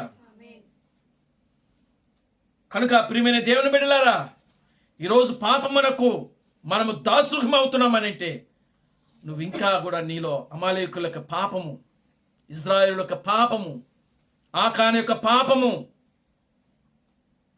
ఆ సొదొమ గొమొర్రాలో జరిగిన పాపము యొక్క కార్యాలు, ఆలోచనలు, ఆ శపితమైన ఆలోచనలు మన హృదయాల్లో ఉంటున్నాయి. దేవుడు చెప్తున్నాడు, అవన్నీ తొలగించుకోవాలి. దేవుని నామానికి మహిమ కలుగును గాక, హల్లెలూయా. గ్లోరీ టు గాడ్, హల్లెలూయా. చూడండి, ముట్టడు 19వ వచనం, మనము దేవుని సంబంధం అనియు లోకమంతయు దృష్టుని యందు ఉన్నదనియు. లోకమంతా కూడా ఎవరెందు ఉన్నదంట? దృష్టుని యందు. ప్రతిదీ లోకములో జరిగే ప్రతి కార్యము అది దుష్టుని యొక్క కార్యమే. విగ్రహారాధన దుష్టుని యొక్క కార్యమే. దేవుని స్తోత్రం కలుగును గాక, హల్లెలూయా. ఈ సినిమాలు, షికార్లు, రాజకీయాలు లోకములో జరిగే ప్రతి కార్యము దుష్టునిది. అది దుష్టునిదే. లోకము దుష్టుని సంబంధిది. ఆమేన్. ఈ లోకాన్ని పరిపాలిస్తున్న వాడు దుష్టుడు, అపవాది, దయ్యము. ఎందుకంటే మత్తయి సువార్త 4వ అధ్యాయంలో వాడు చెప్తున్నాడు, ఈ లోక రాజ్యములన్నీ కూడా నా వశములో ఉన్నవి. ఆమేన్. యేసు క్రీస్తుకు సవాల్ విసిరాడు. దేవునికి స్తోత్రం కలుగును గాక. హల్లెలూయా. విసిరాడా లేదా? ఆమేన్. హల్లెలూయా. నీవు నా గాని మొక్కితే ఇవన్నీ నీకు ఇస్తాను. నీకు నేను మొక్కాల్సిన అవసరం లేదు. నా రాజ్యం వేరు, నీ రాజ్యము వేరు. దేవునికి స్తోత్రం కలుగును గాక. హల్లెలూయా. కనుక ప్రియమైన దేవుని బిడ్డలారా గమనించండి, అపవాది యేసుతోనే సవాలు విసిరింది. కానీ ఈరోజు అదే సవాలు మనం కూడా ఎదుర్కొంటున్నాం. ఈరోజు మనం కూడా ఎదుర్కొంటున్నాం. సవాలు విసురుతున్నాడు దయ్యము, అపవాది సవాలు విసురుతుంది. దేవునికి స్తోత్రం కలుగును గాక. హల్లెలూయా. Glory to God. హల్లెలూయా. దాన్ని జయించాలి నువ్వు. యోహాన్ అంటున్నాడు, మీరు లోకమును జయించి ఉన్నారు. ఎందుకో తెలుసా? లోకములో ఉన్నవాడి కంటే మీలో ఉన్నవాడు గొప్పవాడు. ఆమేన్. అందుకే నేను చెప్పే పొద్దున ఉదాహరణ, వాక్యం ఎక్కడుండాలి? ఎక్కడుండాలి? హృదయములో. మన హృదయములో ఉండాలి, బయటిగా. దేవుని స్తోత్రం కలుగును గాక. హల్లెలూయా. ఆమేన్. హల్లెలూయా. మన హృదయములో ఉంటే, ఆ వాక్యము మన హృదయములో ఉంటే అది పనిచేస్తుంది. దేవుని స్తోత్రం కలుగును గాక. హల్లెలూయా. యోహాన్ అదే చెప్తున్నాడు ఇక్కడ, లోకములో ఉన్నవాడి కంటే మీలో ఉన్నవాడు గొప్పవాడు. మీలో ఏముంది? పరిశుద్ధాత్ముడు ఉన్నాడు. మీలో ఏమున్నది? దేవుని యొక్క వాక్యం ఉన్నది. మీలో ఏమున్నది? సత్యం ఉన్నది.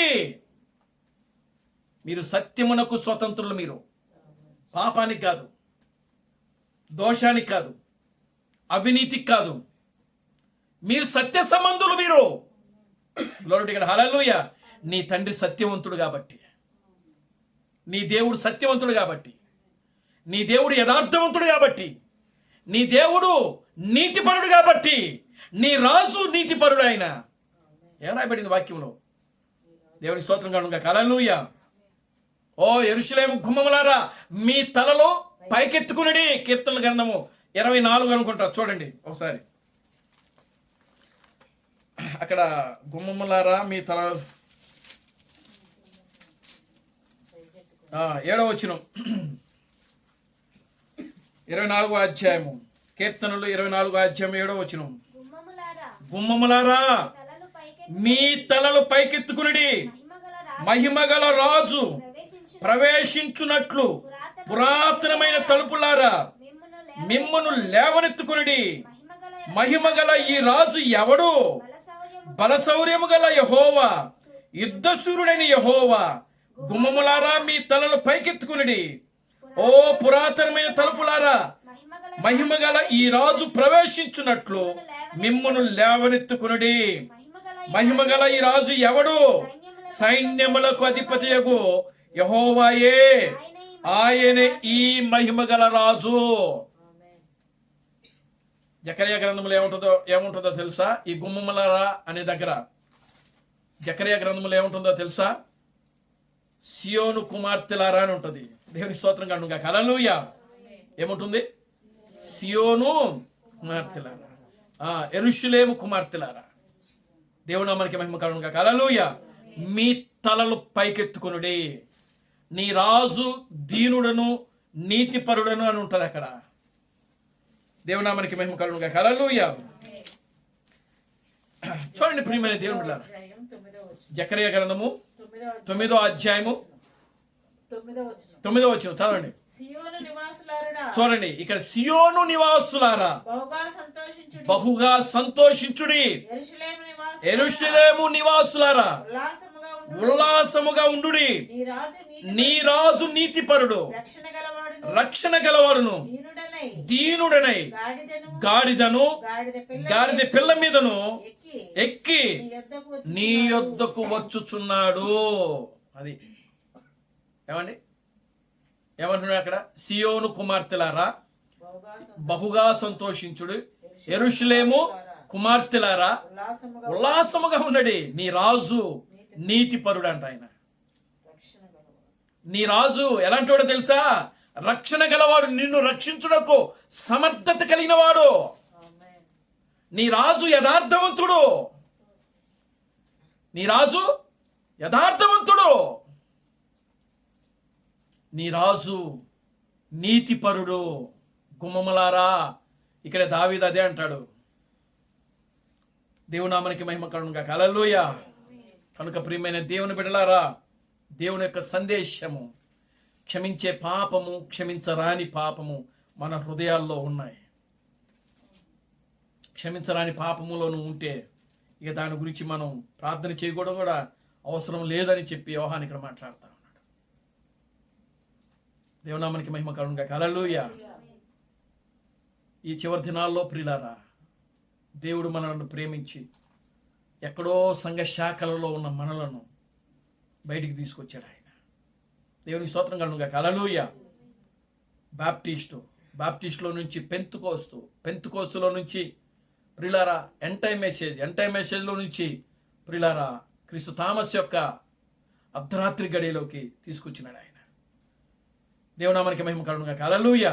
అర్ధరాత్రి నుంచి తెల్లవారుజాము గడి నుంచి ఉదయకాలం. దేవునికి స్తోత్రం కలుగును గాక. హల్లెలూయా. దేవుడు తన కాలాలను మార్చుకుంటూ, వర్తమానికులను మార్చుకుంటూ ప్రియులారా మనలను నడిపిస్తూ ఉన్నాడు ఆయన. ఎక్కడ కూడా మనము ఈ యొక్క క్షమించరాని పాపములో మనం ఉండకూడదండి. దేవునామానికి మహిమ కలుగును గాక. హల్లెలూయా. చూడండి, ఆయన ఆ గోడ మీద వేలుతో రాశాడంట. ఏమని రాశాడు అక్కడ? మెనీ టేకిల్ ఓ పారసి. దేవునికి స్తోత్రం కలుగును గాక. హల్లెలూయా. ఏమిటా అర్థము? దేవుడు నిన్ను త్రాసులో ఆయన నిలబెట్టినప్పుడు ఆ త్రాసులో నీవు ప్రియులారా తేలిపోతే ఇక మనం దేనికి పనికిరాము. రాజా, ఆయన నిన్ను త్రాసులో పెట్టి కొలిచాడు, నువ్వు తేలిపోయావు. కనుక ఇక నీ గతి ఏమైపోతుందంటే దేవునికి స్తోత్రం కలుగును గాక. హల్లెలూయా. ఏమైపోయింది ఆ యొక్క రాజు యొక్క పరిస్థితి? దేవునామానికి మహిమ కలుగును గాక. హల్లెలూయా. ప్రియులారా, క్షమించరాని పాపం ఏం చేశాడు ఆ రాజు? క్షమించరాని పాపం ఏం చేశాడో తెలుసా? దేవాలయంలో పరిశుద్ధ స్థలములో ఉపకరణములు తన తండ్రి తీసుకొచ్చి అక్కడ భద్రంగా పెట్టాడు. ఆ నెబుకద్నెజరు భద్రంగా తీసుకొచ్చి ఆ యెరూషలేము దేవాలయంలో ఉన్న ఉపకరణాలన్నీ, ఆ పనిముట్లన్నీ తీసుకొచ్చి భద్రంగా పెడితే ఆ యొక్క కుమారుడు వచ్చి ఏం చేసినాడు? వాటన్నిటినీ అపవిత్రం చేసినాడు. దేవుని యొక్క పనిముట్లు, దేవుని యొక్క ఉపకరణములు, ఆ యొక్క పాత్రలు ఏం చేసినాడు? అపవిత్రం చేసినాడు. దేవుడు ఊరుకోలేదండి. నీ హృదయాన్ని, నా హృదయం, మన హృదయాలను కూడా మనం ఏం చేయాలంటే పవిత్రంగా ఉంచుకోవాలి, అపవిత్రం చేయకూడదు. పాత్ర అంటే దేనికి సూచనగా ఉన్నది?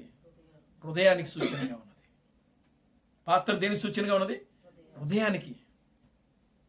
కనుక ఆ పాత్రలో ఎవరుండాలి? దేవుడు ఉండాలి.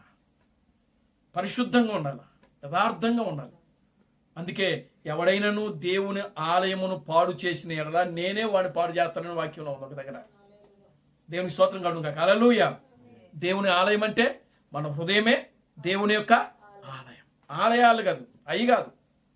ఏది? ఆ మందిరాలు కాదు. ఆ మందిరాలు పాడు చేసినందుకే భయంకరమైన తీర్పు వచ్చింది. దేవుని స్తోత్రం కలుగును గాక. హల్లెలూయా. అవునా? అసలైన మందిరాలు ఇవి, దేవుడు నివాసం చేసే మందిరాలు ఇవి. మరి ఈ ఆలయాలను మనం పాడు చేసుకుంటే దేవుడు ఊరుకుంటాడా? ఏమండి? కనుక ప్రియులారా, ఈ ఆలయాల్ని మనము భద్రంగా ఉంచుకోవాలి, జాగ్రత్తగా ఉండాలి. మనం దుష్టుడికి మనం ఎక్కడ కూడా మన హృదయాల్లో చోటు ఉండకూడదు. మరణకరమైన పాపము ఏదైతే ఉన్నదో దానికి మన హృదయంలో చోటు. దేవుని స్తోత్రం కలుగును గాక. హల్లెలూయా. నువ్వు పెండ్లి కుమార్తెలో భాగంగా ఉన్నా, శరీర సంబంధంగా ఏదో పొరపాటున ఎక్కడో ఏదో విషయంలో నువ్వు తప్పు చేస్తే దేవుడికి దానికి క్షమాపణ ఉంది. ఎందుకంటే నీతిమంతుడు 7 సార్లు పడినను మరలా అతను తిరిగి లెగుస్తాడని వాక్యంలో రాయబడింది. దేవుని నామానికి మహిమ కలుగును గాక. హల్లెలూయా. పెళ్లి కుమార్తెలో నువ్వు భాగంగా ఉన్నా సరే, నువ్వు శరీర సంబంధంగా క్షమించే పాపము నువ్వు ఏదైనా చేస్తే దేవుడు దానికి క్షమాపణ ఉంది. కానీ క్షమించరాని పాపములో నువ్వు ఉంటే ఇక దానికి క్షమాపణ లేదు. దేవుని నామానికి మహిమ కలుగును గాక. హల్లెలూయా. కనుక ప్రియమైన దేవుని బిడ్డలారా, క్షమించరాని పాపము, క్షమించే పాపం, శరీర సంబంధమైన పాపం ఏదైనా అవ్వచ్చు, దానికి క్షమాపణ ఉంది. అది ఏదైనా కావచ్చు. శరీర సంబంధమైన పాపం అది ఏదైనా కావచ్చు, దానికి క్షమాపణ ఉంది. కానీ ఆత్మ సంబంధమైనటువంటి పాపమునకు, క్షమించరాని పాపమునకు ఇక క్షమాపణ లేదు. విగ్రహారాధన, ప్రియులారా, మన హృదయంలో విగ్రహారాధనకు చోటు ఉండకూడదు. దేవుని నామానికి మహిమ కలుగును గాక. హల్లెలూయా. మన హృదయంలో శపితమైన వాటికి మన హృదయంలో స్థానం ఉండకూడదు. శపితమైన వాటికి మన హృదయంలో స్థానం ఉండకూడదు. దేవుడు ఏదైతే విసర్జిస్తున్నాడో దానికి మన హృదయంలో ప్రియులారా చోటు ఉండకూడదు. చూడండి, ఈ 4వ సంఘాన్ని ఒకసారి మనం చదువుదాం. ప్రకటన గ్రంథంలోకి వద్దాం. చూడండి,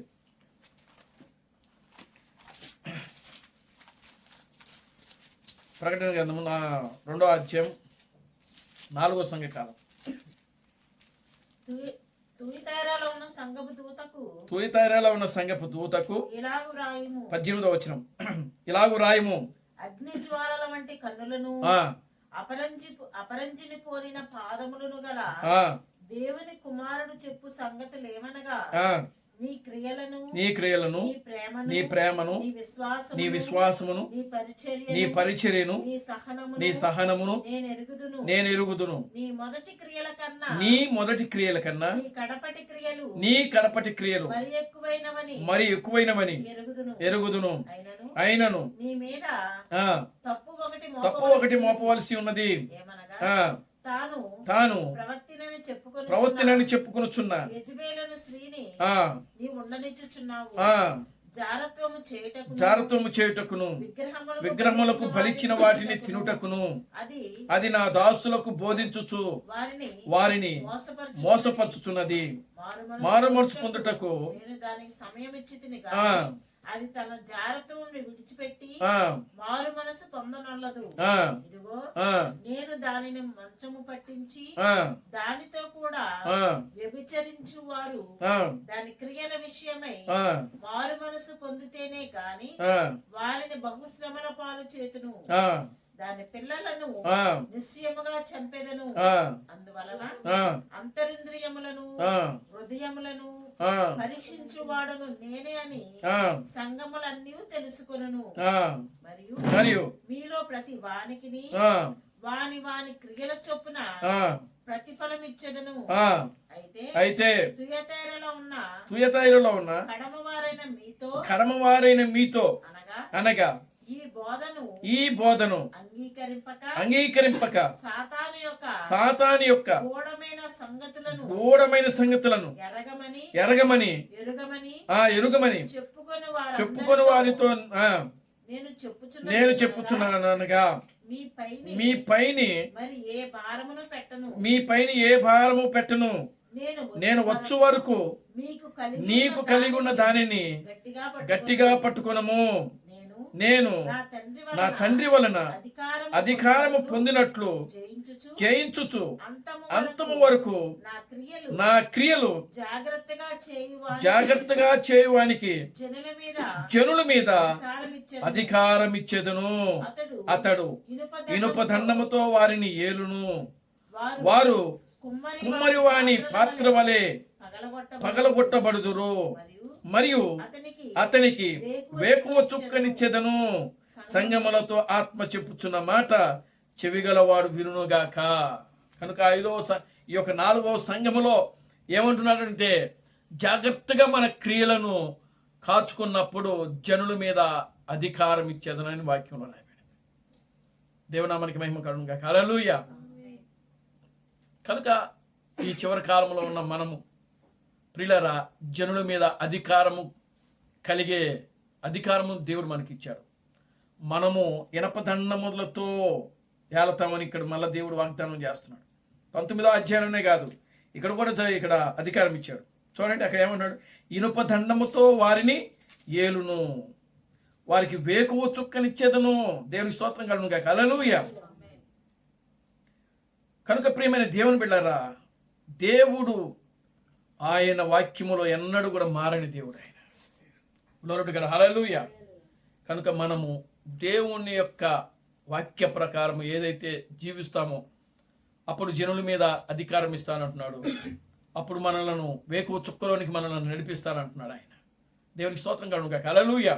కనుక ప్రియమైన దేవుని బిడ్డలారా, ఆ విధంగా మనము జీవిద్దాం, దేవుని యొక్క వాక్య ప్రకారం జీవిద్దాం. దేవునికి స్తోత్రం కలుగును గాక. హల్లెలూయా. కనుక క్షమించరాని పాపం విషయంలో జాగ్రత్తగా ఉండండి మీరు. దేవుని నామానికి మహిమ కలుగును గాక. హల్లెలూయా. మరణకరమైన పాపం ఏదైతే ఉన్నదో, శపించబడిన పాపం ఏదైతే ఉన్నదో, ఆ విషయాల్లో మనం ఎలా ఉండాలి? జాగ్రత్తగా ఉండి మెలకువగా ఉండాలి. మనల్ని పతనము చేసేది ఏదైతే ఉన్నదో, మనల్ని నాశనము చేసేది ఏదైతే ఉన్నదో, ప్రియులారా, మనలను దేవునికి దూరముగా చేసే పని ఏదైతే ఉన్నదో, వాటి విషయములలో మీరు జాగ్రత్తగా ఉండి వాక్యాన్ని శ్రద్ధగా విని మీ హృదయాల్లో వాక్యం పెట్టుకొని ఆ వాక్యాన్ని నెమరు వేసుకుంటూ ఆ వాక్యాన్ని ధ్యానిస్తూ మన ఆత్మీయ జీవితంలో మనం ముందుకు సాగుదాం. దేవుడు తన పరిశుద్ధ వాక్యమును దీవించి ఆశీర్వదించును గాక. ఆమేన్. ప్రార్థన చేసుకుందాం. దయచేసి అందరూ కూడా లేచి నిలబడి ప్రార్థన చేద్దాం. ఓ మమ్మల్ని మిక్కిలిగా ప్రేమించిన మా మంచి తండ్రి, జీవం గల దేవుడా, జీవాధిపతి, నా ప్రభు అయిన ప్రణామం క్రీస్తు, నీ పవిత్రమైన పాదాలకు వందనాలు, స్తుతులు, స్తోత్రములు ఆయన. తండ్రి, ఇప్పటి వరకు కూడా నా తండ్రి క్షమించే పాపము, క్షమించరాని పాపము నాయన ప్రభువా, అదిగో నా తండ్రి నిశ్చయముగా ఓ మేము నాయన నీ పెళ్లి కుమార్తెగా మేము చెప్పుకుంటున్నాం. అయితే నీ పెళ్లి కుమార్తెలో మేము భాగంగా ఉన్నామో లేదో అది నువ్వు మాత్రమే ఎరిగిన దేవుడు ప్రభువా. నిశ్చయంగా నాయన క్షమించరాని పాపం విషయంలో నాయన మేము జాగ్రత్త కలిగి నాయన అదుగు నా తండ్రి మేము ఈ లోకంలో ముందుకు సాగునట్లు నీ కృపను దయచేయండి. ఓ యోహాన్ అంటున్నాడు ప్రభువా, లోకములో ఉన్నవాడి కంటే మీలో ఉన్నవాడు గొప్పవాడని వాగ్దానం చేసిన దేవుడు నాయన. నిశ్చయంగా నా తండ్రి మేము నాయన నీ వాక్యాన్ని ప్రభువా మా హృదయాల్లో పెట్టుకొని మేము సజీవమైన పత్రికలాగా, సజీవమైన రాళ్ళవలే ప్రభువా మేము జీవిస్తూ నీ క్రియలను మేము ప్రచురపరచునట్లు నీ కృపను దయచేయండి. నీ వాక్యమునకు నాయన మా హృదయాల్లో ఆటంకముగా అడ్డుగా ఉన్న ప్రతి కార్యములు, ప్రతి పాపము, ప్రతి విగ్రహారాధన, ప్రతి నాయన శపించబడిన ప్రతిదీ ఏదైనా ఉంటే నా ప్రభువా, ప్రభువా వాటన్నిటిని కూడా నాయన మాలో నుంచి బయటికి పారదోలన ప్రభువా. నీవు దేన్నైతే ద్వేషిస్తున్నావో ప్రభువా అది కూడా మేము ద్వేషించున్నట్లు నీ కృపను దయచేయండి. నీవు దేన్నైతే ప్రేమిస్తున్నావో నాయన దానిని మేము కూడా ప్రేమించున్నట్టు నీ కృపను దయచే ప్రభువా. మేము నాయన నీ వాక్యముగా ఈ లోకములో జీవించున్నట్లు నాయన నీ కృపను మాకు దయచేయమని మీ స్థలంలో ప్రార్థిస్తున్నాం. ఇక్కడ కూడిన ప్రతి బిడ్డను దీవించండి. ఈ సాయంకాలపు దీవులతో నింపండి. సమస్త ఘనత మహిమను మీరు తెచ్చుకోండి. జీవం కలిగిన నా ప్రభు అయిన క్రీస్తు బ్రహ్మను సర్వశక్తి కలిగిన నామలో ప్రార్థించి స్తుతించి వేడుకొనుచున్నాము. ఆమేన్. Christ Branham never fails. Christ Branham never fails.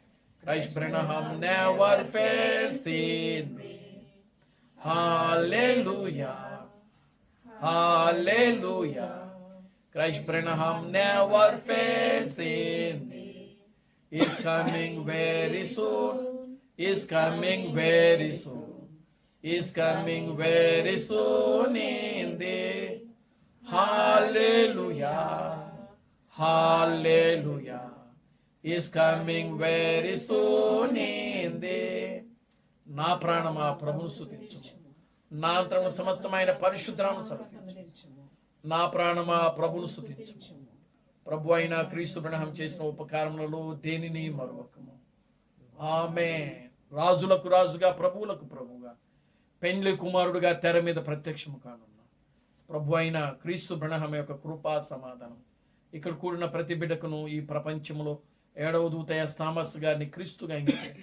క్రీస్తు బ్రహ్మే దేవుడు, క్రీస్తు బ్రహ్మే రాజులకు రాజు, క్రీస్తు బ్రహ్మే ప్రభువులకు ప్రభు అని నమ్మి విశ్వసించి ఆరాధిస్తున్న ప్రతి బిడ్డకును ఇప్పుడును సదాకాలము తోడని నడిపించును గాక. ఆమేన్, ఆమేన్. అందరికీ వందనాలు. ప్రభు మిమ్మల్ని దీవించి ఆశీర్వదించును గాక. ఆమేన్.